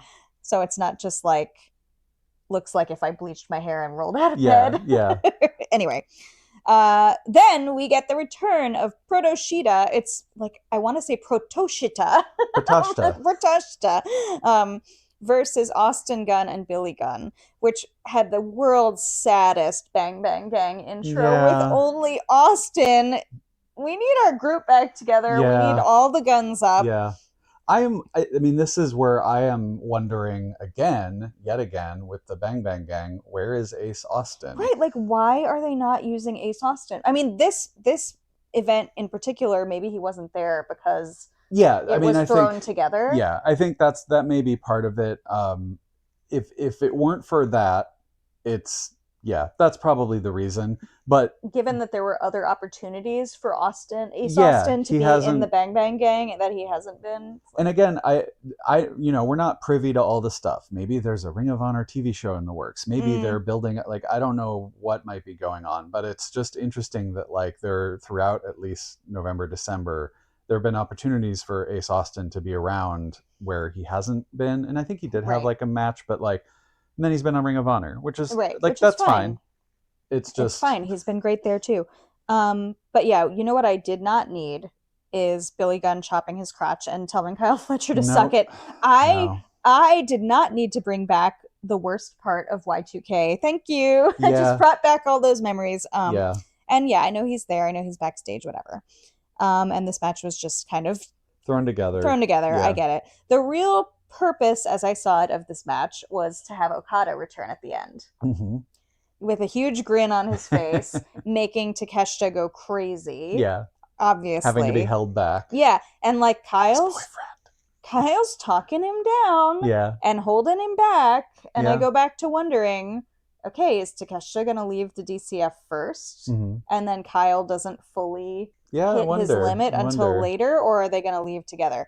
Now, I think a staggered exit from the family would be better for drama. Yeah. But only if they eventually have a tearful and romantic reunion afterward. I mean, I feel like the fertile soil of Takeshita leaving, and then maybe even Don Callis pitting them against each other until, maybe Kyle's semi-reluctant, but he's doing what he's told. And like, you get those matches, but if they just leave together, you don't get That's what I was thinking originally was going to happen. But then when they had like the quote unquote from Tokyo promo, and then Kyle was like, we have to talk. I was kind of like, oh, are you actually ready to confront Don? Mm-hmm. But now it feels like maybe not. Yeah, it's not clear. That one felt very like, maybe I'm ready to confront Don like directly, and this now is just like, oh, I'm shaking your hand. Or maybe it was like, God, what was it was Dirty. There's like a great comeuppance scene in Dirty Dancing where it's like there's a fist fight and Patrick Swayze's character is eventually he's like really upset, is like very upset, and he goes, "It's not worth it. You're not worth it." And maybe that's what Kyle's. Maybe Kyle's doing, like, don't get excited. He's scum. He's not worth it, The other thing we all know about, toxic families is it's hard to leave a toxic family even when you should. What? And very similarly, to go back to they're the neoliberal fascists. Like, I'm going to have so much fun editing this episode. It's like there's a lot of benefits to being in the Don Callis family. They've been very good to Kyle. So it's going to be hard for him to like really jettison that and like... Just think of the ham. He's got so much ham. This one episode of Tunnel Talk, and we've been feasting on it. It's not. It's a whole thing. Anyway, we miss you, Tunnel Talk. Please come back soon. We're feasting on the ham as much as the Don Callis family is. Yeah. Speaking of ham, then after this, we get Davis and Doyle versus Alec Price and Jordan Oliver. I'm so excited that in their first week, they're on Dynamite, they're on Collision, and they're on Honor Club. It's like, fuck yeah. So, of course, Davis and Doyle are preparing for their title match with FTR on this coming Dynamite, and we did not talk about this. So, on Maximum Carnage Dynamite, there was the tag team 4-way, which was Davis and Doyle, Jet Speed, the Young Bucks, and the Gates of Agony. Yep. Crazy fucking party match. Yeah. What do they say? 3 PWGs in a trench coat. And by the way, Speaking of PWG and speaking of archiving crumbling Right. mansions, High Spots is going out of business. I really need to make sure that people are archiving not only PWG, but like if all of that crazy best friends material, the poppin' dogs, the talking hogs, if all of that really embarrassing shit that I'm sure Chuck Taylor wants to disappear forever disappears forever, I will die. We will be sad. So, Yeah. please, someone needs to make sure that this fucking gets saved. And it's not really something I'm equipped to do, but we could do it collectively. Anyway, call me, people. So we have this tag team 4-way. It is total crazy party match. We have both Ricochet and Don Callis on commentary. Mm-hmm. Ricochet, the quotes I have written down are for Ricochet are, "Don't you cheer for this, you sheep." He's perfect. He's my favorite. He's a treasure. Yeah. And then Don Callis on commentary says about Speedball, "That French-Canadian scumbag, I'm happy to see him on his back." Like, truly insane. Speaking of which, one of the craziest bumps was... Oh, God. Yes. Mark Davis doing his senton on to Bailey and like not holding back at all. Yeah, like usually I've seen him do it, and he usually is like, yeah, okay, he's mainly landing on his butt off the person, but this was just he landed knock on all the wind Speedball, out of, and like Speedball clearly had all the wind knocked out of them, and it was like I was thinking maybe this is built up collective revenge for all the knee, the knee strikes. Fuck, what's the move called? Anyway, he drops on them with his knees. Yeah, everyone knows the move, but the like, knee drop.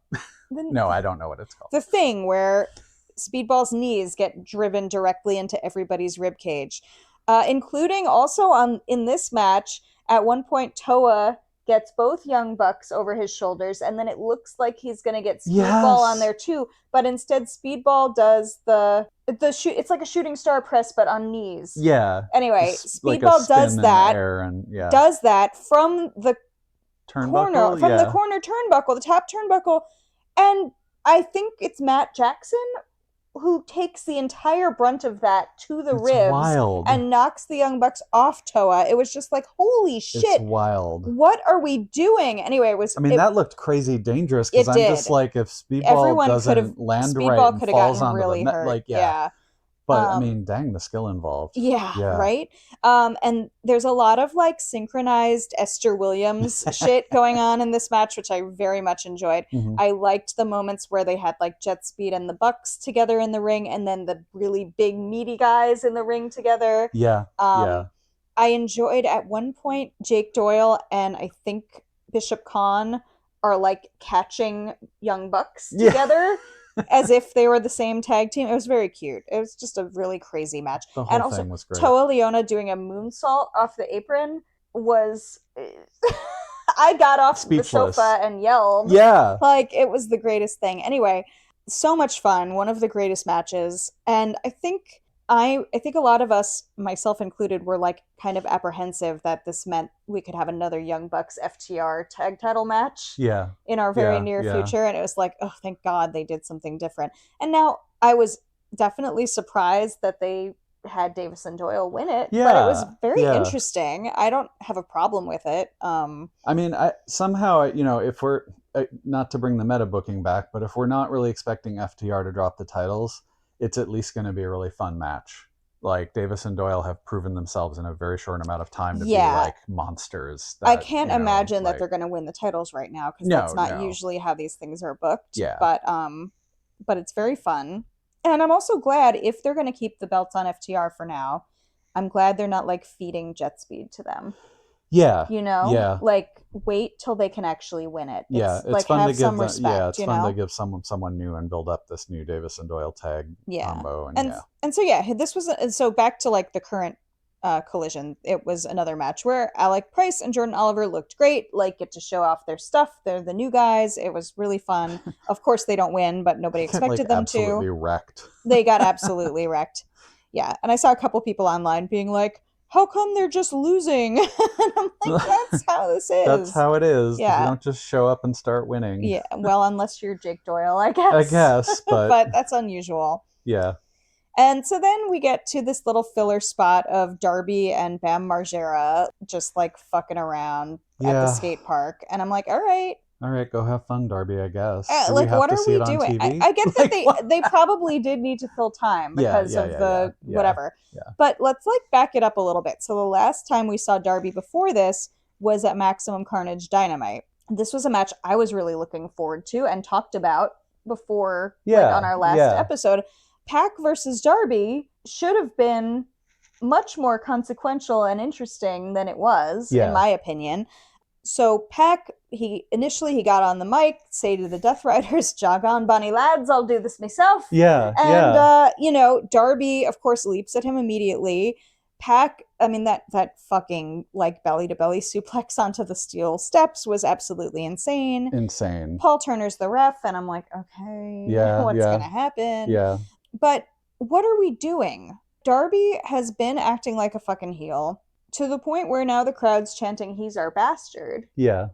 I thought that this match would bring us to some kind of conflict with the Death Riders or like resolution of the conflict. And then it turned out that the on Collision, that promo with the Death Riders kind of cleared things up for me, but I was expecting there to be some kind of like acknowledgement that something's going on with the Death Riders. Yeah. Based on Mox's previous like relationship with Darby and the whole thing. Yeah. With Darby beating him and you know.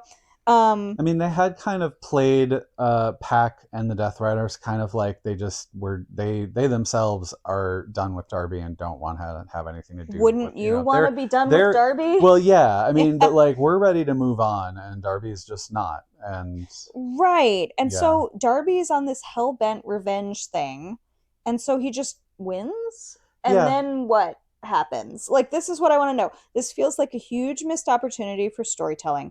There are some crazy spots in this match, of course, but the thing is, when I see Darby get like, and I realize this as I'm talking to people online, and they're like, how can you say anything nice about Pac? Like, he threw Darby into a flaming table off the top of the tunnel, and I'm like, yeah. I know, but the thing is with all these crazy spots is that they feel in the moment like this was obviously Darby's idea.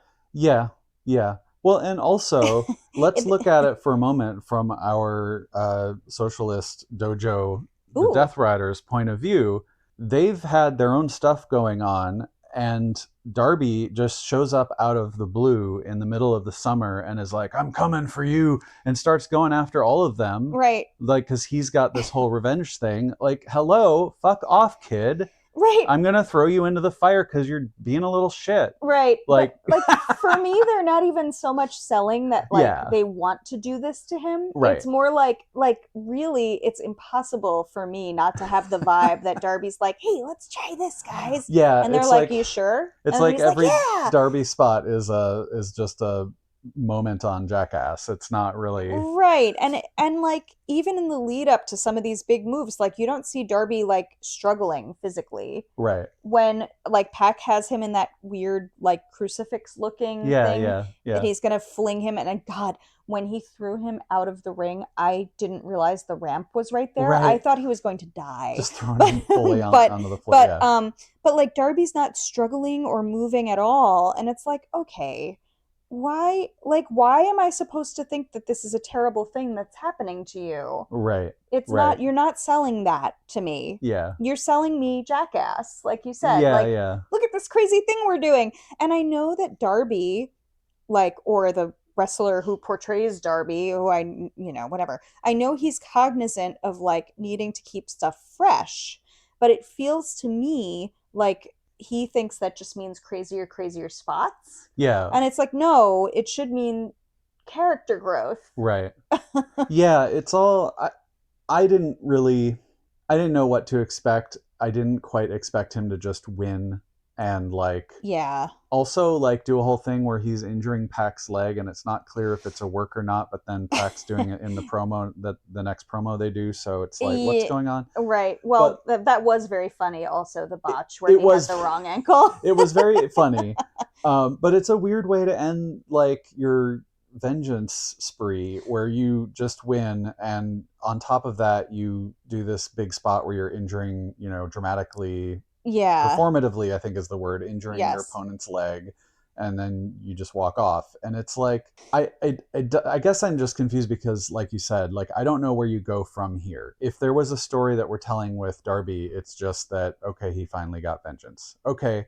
But like, he got vengeance before. He defeated Mox, and then he decided he needed to continue. So we got a pay-per-view match with Darby with Pac, and then he decided he needed to continue, or rather, I guess Gabe Kidd. Gabe Kidd came and was like, I'm going to fight you too. And so we got a pay-per-view match.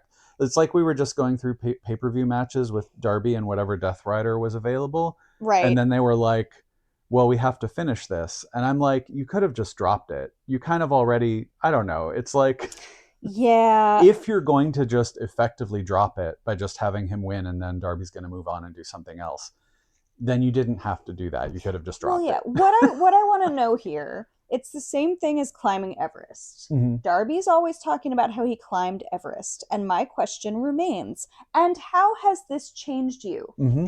Because that is not clear. Yeah. We saw the interview where he was, understandably, honestly, crying about having seen dead bodies and being afraid and thinking about his own mortality or whatever. And like, that's very real, but how are you different now that you came off the mountain? And I think Mox addressed that in a way that really put a light bulb above my head back in the fall. Mm-hmm. And I was like, oh, Mox's story is going somewhere interesting. Mm-hmm. Darby's didn't go anywhere. Yeah. And like, well, to keep with the mountain analogy, we know that if you complete a round of climbing every mountain in a group, yeah, it's not actually, oh, we're done. People who do that tend to climb them over and over again. Yeah. Climb them in all 4 seasons. Yeah. Climb them till you're sick of them. Yeah. There's no such thing as like, oh, well, I beat every Death Rider once, so therefore my revenge is complete. Right. And also, let me never let it go without questioning this notion that he's beaten every Death Rider, because he fucking hasn't, and I want to see Marina tear him limb from limb. Yeah. And until that happens, I don't want to fucking hear that he's beaten every Death Rider. Yep. But yeah, and when Pac hopped off that turnbuckle and was hobbling, I immediately thought, like, I thought, oh God, is this a shoot injury? Because I was thinking about actually that time we watched the older match where Darby had broken his foot during the match, and like, he just falls funny, and you could tell very clearly that he's legitimately injured. And that's when I think it was Jay White, like he was against Jay White, and that's when he had Jay White do the chair thing to his foot, because he's like, very quickly, and very, like, this was very professional of him, very quickly he was like, you got to write me off the show, like, without letting the audience know, you have to fuck up my foot and you get the glory for this, injury. So I was initially like, oh my God, is Pac really hurt? But then when I had to go back and watch it again, I noted at the beginning of the match, Excalibur and Bryan Danielson are spending a lot of time talking about Pac's previous ankle injury. So I'm like, okay, this is an angle. And most likely, seems like it. Probably, right? And I get it, like, that way he can lose while he doesn't look too diminished as a competitor. Because, like, otherwise it's like, really? Yeah. Like, Darby has potential, but I just feel like, I don't know. I'm always disappointed that he's not doing what I think he should be doing. I think there's that. I think it's also like, I don't know. He just does read to me like thinking about wrestling in terms of spots. And he does promos, but I don't get a sense that he has an idea of like, my character is this and he's going to go through this and then change and then do this next thing. I think he thinks he's thinking about storylines. I just don't think he's that thoughtful or from what we've seen so far, definitely. Sorry. So, but again, anyway. Like a lot of other things, there's a bunch of other storylines that at the moment I feel like, okay, what now? Like, we're sort of, like you said, we're simmering pots.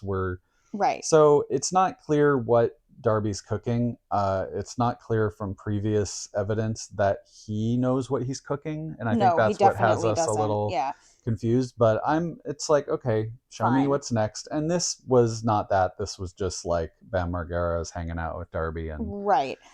Yeah. And they're hanging out. Right. All right. Yeah. That was like, whatever. Okay. Then we get Willow Nightingale and Julia Hart for the TBS championship. Woo! Now, may I ask, why are we defending the TBS title on Collision, and yet Mark Briscoe is going to be defending the TNT title this week on Dynamite?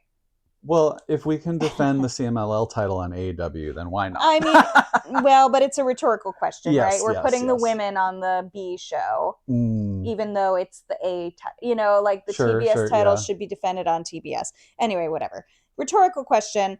We will get to the CMLL topic as yes. well. Now, I didn't have a lot of notes about this match specifically. Like, it was a good match. Everybody looked good. I'm glad to see Julia Hart like get some reps. Yeah. Obviously, to me, Willow had to retain here, and I'm happy she did. But I think Julia looked great. Like, I don't. I just need to see her more, and I think she needs more work, frankly. I think that's been true. I think this is the first singles match I've seen with Julia Hart where I'm like, oh, I want to see more. Yeah. Which is a good feeling. Yeah, and I mean, I think, and I don't, when I say she needs more work, I literally just mean they need to book her for more matches, like, so she can, and like, wherever that's going to be, Yeah.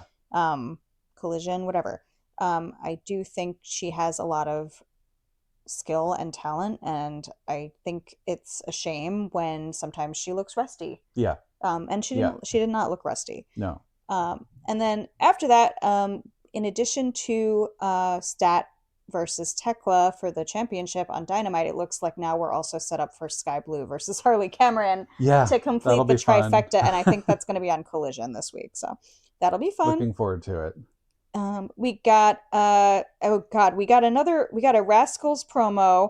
So I think we had gotten one the previous week as well, but where they like hotboxed Lexi Nair. I didn't need to like specifically talk about that, but I appreciate that we're just hotboxing the dressing room and eating a ton of cheese doodles. Mm-hmm. Like, we're kind of living the dream. We're here to have fun. Yeah, they're fun. I don't know. I don't really know a lot about them. I guess I should, obviously when their first promo happened, it was just the three of them, and we knew that all four had been signed. Mm-hmm. And we didn't know why Trey Miguel wasn't there. Mm-hmm. And now we know a little. We still don't know exactly why he wasn't there, but now we know that he was released from his contract and is apparently going to show back up on TNA. Because, like, I don't know. The whole thing is just like, this sounds like a mess. But the three who are here seem fun. Yeah. I've never seen any of them wrestle, and I've heard they're quite great, and I'm looking forward to it. And I like Cruz a lot. Yeah. So I'm ready. Then we cut unexpectedly, I think, to Alex Windsor, who's sitting in a chair and talking to a mystery person. About teaming up. And would you look at that?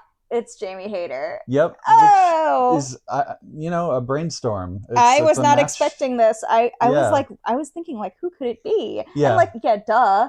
But it makes sense. It's just a pairing I hadn't pictured before, but it makes sense. I don't get they haven't like paired before on the British. I'm gonna listen to Waffly Bollocks. I didn't want to listen to Waffly Bollocks before we recorded, just because sometimes I feel like if I do listen to current podcast episodes before I record, I then feel complacent and don't want to record.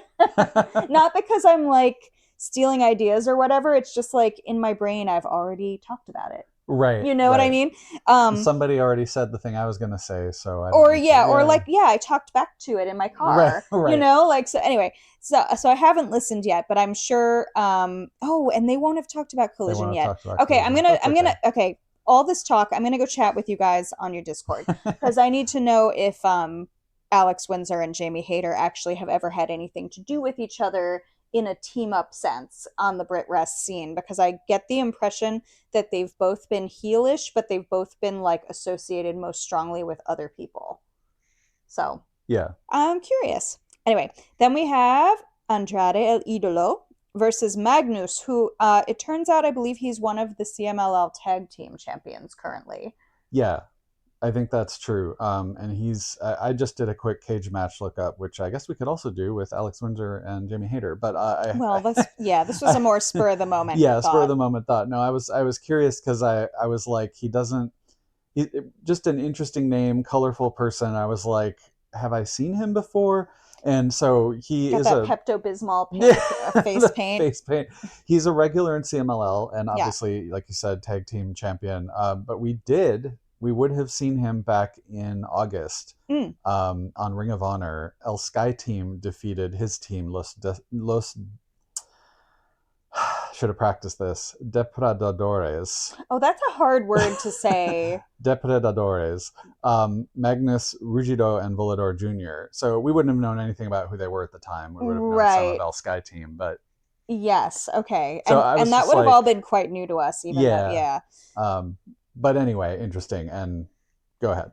No, I was just going to say, I thought it was really funny how Andrade started working the match wearing a t-shirt and pants. And I actually turned and looked to you and I was like, that's odd. Yeah. I did not realize that he choice. I know. I didn't realize that he was going to systematically strip. He had a whole bit. This, like, divorced man. But I can't. Yeah. He's so funny. I funny. Love that also Aubrey clearly had no idea he was going to strip. Yeah. And the crowd was perfect.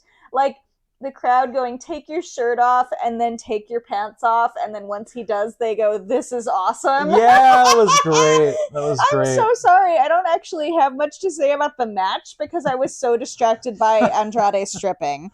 I don't think I'm alone. I think that might be true.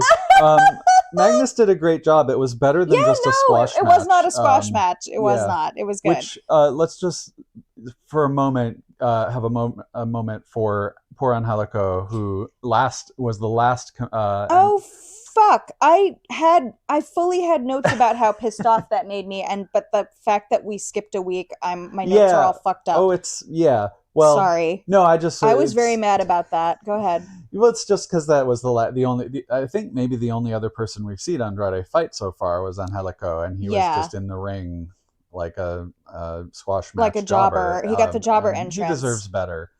Yeah, that pissed me off. A, I need to hear his music. Mm-hmm. B, I need to see him dance because A, it's great. Oh, sorry, this is like sub A.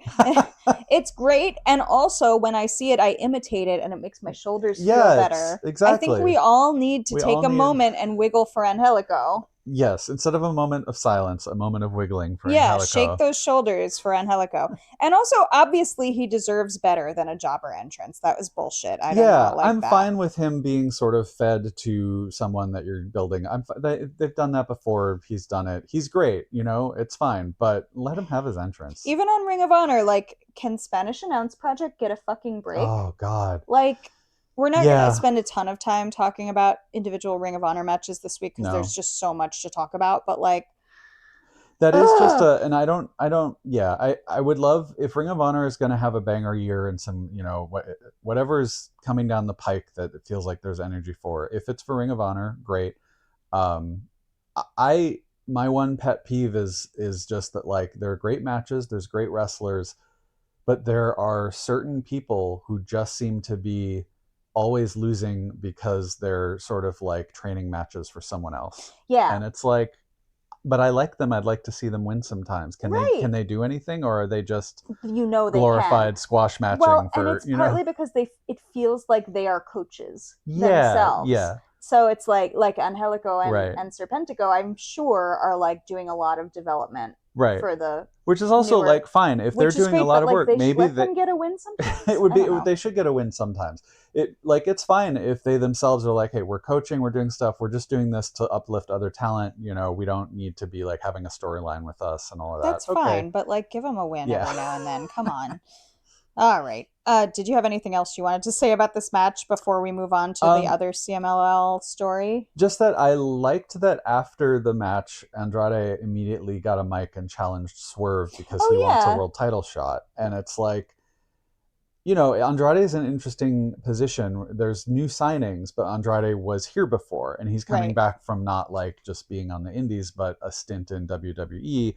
So he's in an interesting position of like having some cachet already that and let it not be understated, like how much extra cachet does he have from this whole stupid WWE non-compete nonsense? Like he's at such a higher profile now than he was when he came back on the 6-year anniversary show. Yeah, right. Like I don't know anything about the guy, honestly. I haven't watched talk old about AEW shooting that yourself in the he's foot. in. I haven't watched any. Like I don't know anything about the guy, but it certainly even worked on me. Like, oh well, he must be something good, you know? Like Yeah. it's like, Yeah. But also hearing people talk about like, you know, people excited for him to be back, and like, yeah, his 2 matches that we've seen so far were great. I'm excited for somebody to come in and just be like, I want to climb the ladder immediately. And it's interesting that he picked Swerve, because like didn't we look into this and they've never, or they had they either had one match years ago, or it was like in a Rumble or something. Yeah, that might have been it. Their period of being in AEW overlapped, but they hadn't really done anything. Yeah. So it's interesting that he picked Swerve as like, this is a person who's like a legitimate like stepping stone, if you will, on my way to a title shot. Yeah. Which is interesting. It is interesting. Like he didn't pick Samoa Joe. He didn't pick Hangman. Yeah. He didn't pick Kenny Omega. Right. He picked Swerve. Yeah. And so that match is going to be on Dynamite, which I'm obviously looking forward to. I have a hard time imagining either of those guys losing based on their like current story situations. Like Andrade could use the build, and Swerve is like trying to make sure he's in the title picture. So like, I don't know what they're gonna do, honestly. I feel like Swerve wins, but it's kind of weird either way, honestly. I think Swerve wins. I think it's that one of those things like we were talking about where losing, you're still showing out. If you're showing out, you're looking better to the audience. Yeah. So you can lose. I mean, he certainly showed out. Yeah, you showed a lot of a lot of stuff this week. Yeah. Anyway, that was very funny. The audience was very funny, and Aubrey was very funny. And I looked when Aubrey skeeted about this, she said something like she has to talk about this on a podcast, like on AEW Unrestricted at some point, because she had no idea that he was going to do that. And then one of the random comments was just like, you should do it before Matthew on Botchamania gets to it. And for some reason, I found that comment so funny. Like the idea that Aubrey would be like rushing to tell her story before her clip shows up on Botchamania is so stupid, but it made me laugh so much. Anyway, I hope she does tell it sooner rather than later. I guess I'm going to be maybe before I have dinner with her in LA in March. But I'll be like, all right, what's the story? Anyway, so the main event of Collision this past week was Roddy Strong versus Claudio Castagnoli for the CMLL Heavyweight Championship. Roddy had become the #1 contender here by beating Hechicero at CMLL in Mexico City on the Friday, the 16th, which that we'll get to it a little bit. We're going really long here, so I don't want to go too crazy, but the CMLL International Weekend, that was the 16th, 17th, and 18th, fucking rocked. So good. Fucking rocked. And if you're not like, anyway, we'll get there, but we'll talk about it a little bit at least. If you can see any of it, you should try. And in fact, same with the Limitless wrestling, honestly. That's on YouTube for Limitless free, is on YouTube, and I believe the Saturday night of the full Saturday night event for CMLL, I believe, is also for free on YouTube. Absolutely go watch it. It fucking rocks. But on Friday, Roddy beat Hechicero for the #1 contender spot, and I was kind of like, oh no, come on, give Hechicero. I was like, on the previous Collision, we had gotten a backstage promo of Roddy and Orange with Lexi Nair. Roddy's calling out Claudio for the CMLL title match. Orange is like, why didn't you let me be your second in Mexico? And Roddy is unwilling to admit he has friends. I have friends. I definitely have friends. He definitely does. He definitely has friends.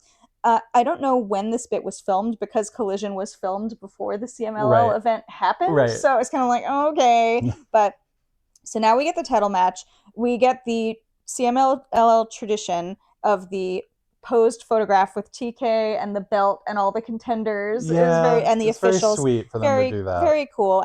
And per CMLL rules, each wrestler has a second at ringside. Yeah. So we have OC as Roddy's second and Yuta as Claudio's second, which was just poetic. Interesting choice. Poetic. That is great. And they're both holding towels, and I was worried that one of them might throw in a towel. Happy that did not happen. I enjoy Roddy and Claudio a lot. They're both amazing. I love watching them break each other's backs. I like the Death Riders conglomeration stories also, and I will be happy if they continue. And also, like, of course, here you have the smoldering embers of the best friends Yeah, storylines, yeah, which every time I see that, it just tugs my heartstrings, and I need more of that. I would love to have some more acknowledgement of that and maybe even some resolution someday. Chuck Taylor, he's a manager. That said, I don't love seeing the CMLL title defended on AEW between two AEW wrestlers.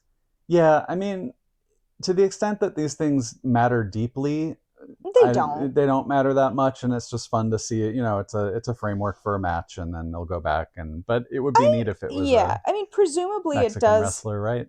Yeah, Yeah, I'm not arguing that it doesn't help CMLL to right, have that be the main event or right, anything. I'm not like, oh, this is like disrespectful or anything right. like that. But I do look forward to seeing the belt at least be defended more in Mexico, and then hopefully Claudio will drop it to a Yeah, CMLL talent, yeah, and hopefully somebody like we might not expect, or like maybe somebody like Hechicero, or like somebody who yeah, hasn't had. Oh no, I guess Hechicero had it for a while. Anyway, but like that was before our time, yeah, so then it yeah, didn't yeah, yeah, exist. I have yeah, no object permanence. Anyway, it doesn't feel right now like the whole conglomeration Death Riders angle is asking any big questions about where the Death Riders are going, yeah, which is interesting because like not so long ago the Death Riders are murdering Chuck Taylor and forcing Orange Cassidy to drink bleach. So like yeah, the yeah, fact that like the rage isn't really there. yeah. It's more like, okay, we're telling a story about Orange and Roddy, and won't they be friends, you know? Right. We did just have all those couple of big mixed party matches with the two groups, and those were fun, but there's not like they didn't give a You don't have that hellbent revenge yeah, it was kind vibe. of like, all right, we're gonna fight. It Yeah, wasn't like this is about and it's about this and we're all really right, mad about it. right. I really enjoyed the match. I'm not like Oh yeah, disrespecting. You know, absolutely. I think it was fine. You know, but and then we did find out just today that Claudio put out an open challenge. Oh, Did you I did not? not see that. No. Oh, because I've already been posting about this. Okay. Claudio put out an open challenge for this Friday night on Nice. CMLL, and it has been answered by Shelwa, Awesome. which I am fucking can't wait. Awesome. Either we're gonna watch it Friday night, but it's kind of late for us. Either we watch it Friday night or we watch it Saturday morning. We're gonna do Yeah. CMLL and Chilaquiles. That's my new. So now this is all to say that we finally ponied up for the CMLL subscription. Yeah. We had been holding out just because it's like it's so much. Like there's so much wrestling to watch, and it is not cheap, but it gives you a lot. Yeah. And like I really, really They have so much enjoy. wrestling. They do. I really enjoy every time I watch a CMLL event. And I realized like I don't need we were occasionally just buying an event on Triller, and then you get the English commentary, which is fine, but it's not necessary. I like it. I wish I had English commentary. Yeah. Just putting that out there into the universe. But I also don't really need it. I I was gonna comment. Just I did appreciate that this was like International Weekend, and Yes. that several AEW folks, AEW Ring of Honor folks, went Quite a down. few. Roderick Strong, he earned his right at the shot, defeating Hechicero, but he also defeated Defunto. I can't. It's always going to crack me up because, like, we saw the poster, like, we saw the card for various nights of International Weekend, and, like, yes, this is not the actual reason, but for the Saturday card, Roddy Strong versus Defunto happened to be the first line of the Yeah. card that I saw. And after I saw that, then I saw Lee Moriarty versus Shelwa for the Ring of Honor Pure Championship. And then I saw Titanes del Aire versus Sky Team, so Bandido and Commander versus Místico and Máscara Dorada. And like I hadn't, and also The Demand versus Volador Jr. and Los Hermanos Chavez, so like who we've seen before too. But it just like what a fucking card. It rules. Yeah. It absolutely rules. But it happened to be that the thing that grabbed my eye first was like Roddy Strong versus Defunto, and I was like, oh Adam, we have to subscribe. We have to. We have to. My friend Defunto. He loves Facto. For some, I also love Shelwa, and that match love fucking Shelwa. rocked. That Shelwa match versus fucked. Lee Moriarty. So Those this guys, is the second. I'll watch those guys do a match anytime. I mean, we first saw them together at Death Before Dishonor in the first pure championship match between them. This is a rematch. Yeah. And Lee, of course, retained the title, but both matches fucking rock. Shelwa is awesome, and I really kind of hope he wins the heavyweight title off Claudio. Yeah, that would be fun. And I also really appreciate that they did a whole little thing with Lee Moriarty where he then also fought Blue Panther and Shelwa along with Bruce and lost. Yeah. And just I just liked the sort of like, I don't know, Lee Moriarty being such a heel down there, where he's technically having so much fun. Been a heel up here, but he's a little tweenery. He's very facey in Ring of Honor right now, which I love that for him. He's great. I love him. Yeah. But it was fun to see him just like getting booed and like playing into it. Yeah, and the Demand were there the whole time. Like it was great. Like Lee Moriarty, Roddy Strong, and the Demand basically, and plus like a bunch of the dual signing guys were all there, and everybody like. Friday night was great. Saturday night was great. On Sunday night, there were also some CMLL singles title matches. They have weight classes in CMLL, so they had the welterweight and middleweight title matches, and in both cases, your dual signing, like your AEW guys, Commander and then Bandido, both lost to the current champs, Titan and Templario. So like it was interesting. It was definitely not like the AEW like swept the weekend or anything like that. Although that's kind of how it looked like. Some of the significant, like Ricochet kept his title, but right, then the he did defend the national title lost there. Some matches, right? Like they had other matches that they lost, and everyone looked great. Yeah. And it's really fun to watch, also like with the full audience sound and everything, because like.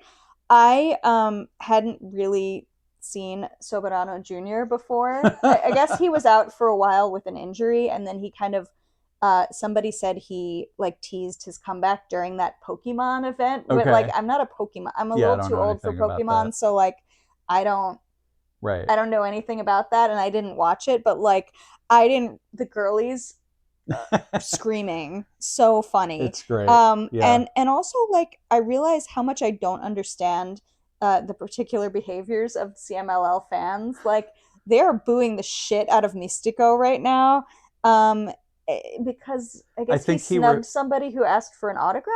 I think so. One thing I read made it sound like it's something he's done a few times, and the fans are kind of like upset that he doesn't like do autographs on. I don't know. They're not wrong. I don't know the specifics of it, but it does seem to be like a shoot thing that they're booing him, and then he is gleefully leaning into it, which is kind of fun. And it looks like he was learning a bit from MJF. Yeah, like the little dance, little dance he did at one point was like, oh, that looks like an MJF thing. Yeah, I would like to actually see that that feud revived a little bit. That would be funny. Yeah. Although if they're both kind of heels in CMLL right now, that might not work. Maybe MJF will try to face turn again. No, oh God, I hope not. Maybe he'll try to face turn Mystico again. Maybe it'll be he'll like, get them cheering look, for this him guy's so bad. Yeah. You remember you're supposed to cheer for me. Anyway, we've been talking a long time. I do want to maybe address a couple things from Ring of Honor. So I will move on from CMLL, but I will just say such an enjoyable weekend. And I'm happy to have this subscription. Yeah, it'll be fun even just to like put on sometimes while we're doing other things. Exactly. It's just like there's always delight. something fun going on. I love all the pageantry. Yeah. So for Honor Club stuff, I don't really want to say too much. The event from the 15th of January, we had mixed trios, MXM TV versus the Infantry.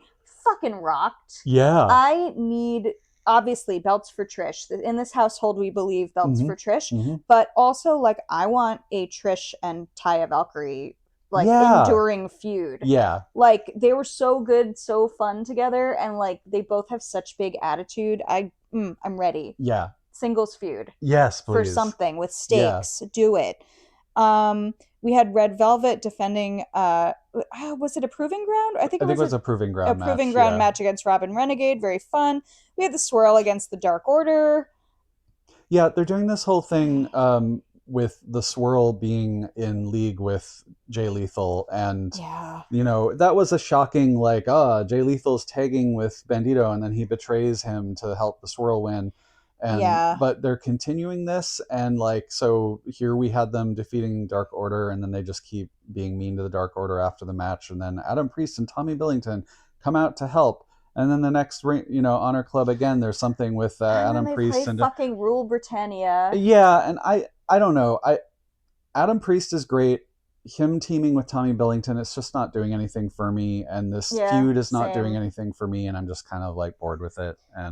And when Adam Priest, who's just a little Roll Tide Alabama boy, if he gets the pin and then Rule Britannia starts playing, it's what are we doing? I do think that's maybe a significant part of it. If they would just do something different for Tommy Billington, the whole thing could work better. Get this jingoistic shit. Yeah, it doesn't make any sense. I think, unfortunately, Americans think stuff like that is quaint when it's not American. Right. But it's actually terrible jingoistic imperialistic bullshit. It's not cute just because it's British. Yeah. So stop it. Play the Monty Python theme or something. I don't know. Play the Benny Hill theme. Okay, I don't think that will have the desired effect, but it would be very funny. Could maybe change things up a little. I don't know. Okay. But yeah, that's just kind of not doing it for me. But they're going somewhere, so they're gonna keep doing it. But I'm very so I think let's maybe wrap up what we were going to say about things that have already happened. Are you good with that? Yes. Is there anything? Okay. I will say I'm very excited that this week we have Ring of Honor Global Wars on Thursday, and this is going to be the one with Athena's promotion. Yes. So, and also, by the way, we had a couple great. I'm sorry, I was like, we're done. We did have a couple good matches involving Billy Starks and Diamante, and I'm really into Billy's new all black version of her gear, and I'm cool. Like my eyes are peeled, Yeah. And so we're gonna see, I think, more of a focus on women. Yeah, and maybe this is a good time to mention Deonna Purrazzo doing a little promo, which is just an open challenge for her Women's Peer Championship, but bring it on. Yeah, I don't think we've seen a response to the open challenge yet, but perhaps it will come on this that would be event. good. That would be perfect thing for both Global Wars that are upcoming. Yeah. I'm excited for that. And also, of course, I want Queen Aminata to come back and go for it. I want Trish to go for it. Fuck yeah. Oh my God, that would rule. So that's Ring of Honor. For AEW on Dynamite, we're going to have 3 title matches. We have the Women's World Championship, we have the TNT Championship, and the Men's Tag Team Championship. I would think the women main event, and I'll be really fucking pissed if they don't, but I can't imagine that they don't, right? Mm-hmm. The way things go sometimes, I can imagine anything, but they should main event. That would be the right. That would the world make sense. title it's should the main world event. title of all the things on the line. Yes, and then on Friday we also, will. It's fucking Tekla. Yeah, that's gonna fucking rock. Oh, by the way, I am very excited for Tekla.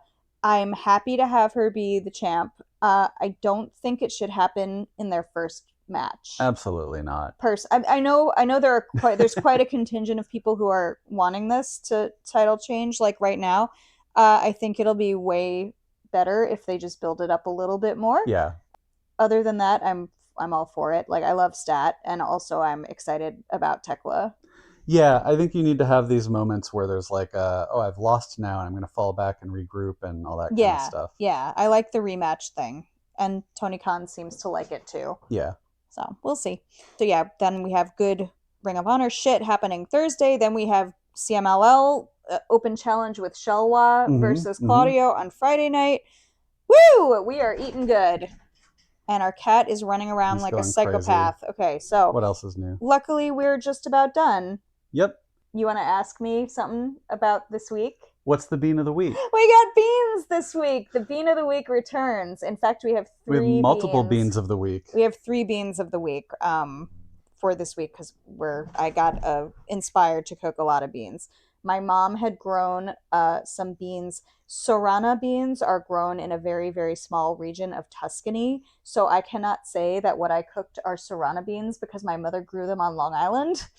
But they are beans grown from Sorana stock, right? And they are very delicious white cannellini type beans with a very thin skin, and like they're beautiful. And I just cook them very simply with some escarole and garlic and chili flakes and a little anchovy. Yum.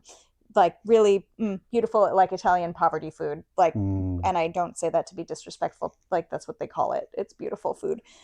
And then I made a pot of the Texans are going to come after me, and that's fine. I like to make what's effectively a Texas style chili, but then I commit the cardinal sin of adding beans to the same pot instead of serving beans separately on the side because I like it that way. Sorry. And I have two different kinds of effectively black beans. Like one is like a Oaxaca black bean, and the other one, I think they're just calling it a Moro bean, and it's like a little speckled, but they all kind of look basically the same once they're cooked. And I put them both in the chili, and they're all very good. Anyway, that's the bean of the week. We also have 2 cats of the week. We took in a couple of cats that have been basically living in our backyard and around our house for a couple of years. We took in Have we officially taken them in? To our basement is the end of the sentence for the duration of this storm because it was really bad, and they're fine. They're been fine. Outside They've been in snow before, but we were like, let's see if they want to hang out. They're in our basement. Yeah, so we'll see. Maybe see how that goes. Be a multi-cat household once again. Thanks for joining us for another episode of Chatter Machine. Please find us on Blue Sky and Instagram at Chatter Machine. Email us at chattermachine@gmail.com. Please subscribe, and tell us how much you love us wherever you get our podcasts, including on YouTube. Very few people use YouTube, but if you like it, use it. Hit that We're bell. There. Smash the bell, lick the thumbs up, whatever. No, that's Harley's job. That's Blake Christian. Oh. Did you? No, that promo where Kris has her hands up and Harley just yeah. Anyway, we missed a lot of stuff. We'll try to miss less stuff next time. Our theme music is by Sasha Enda on a Creative Commons license. For details on that, please check out the show notes. Thank you. Bye. Bye.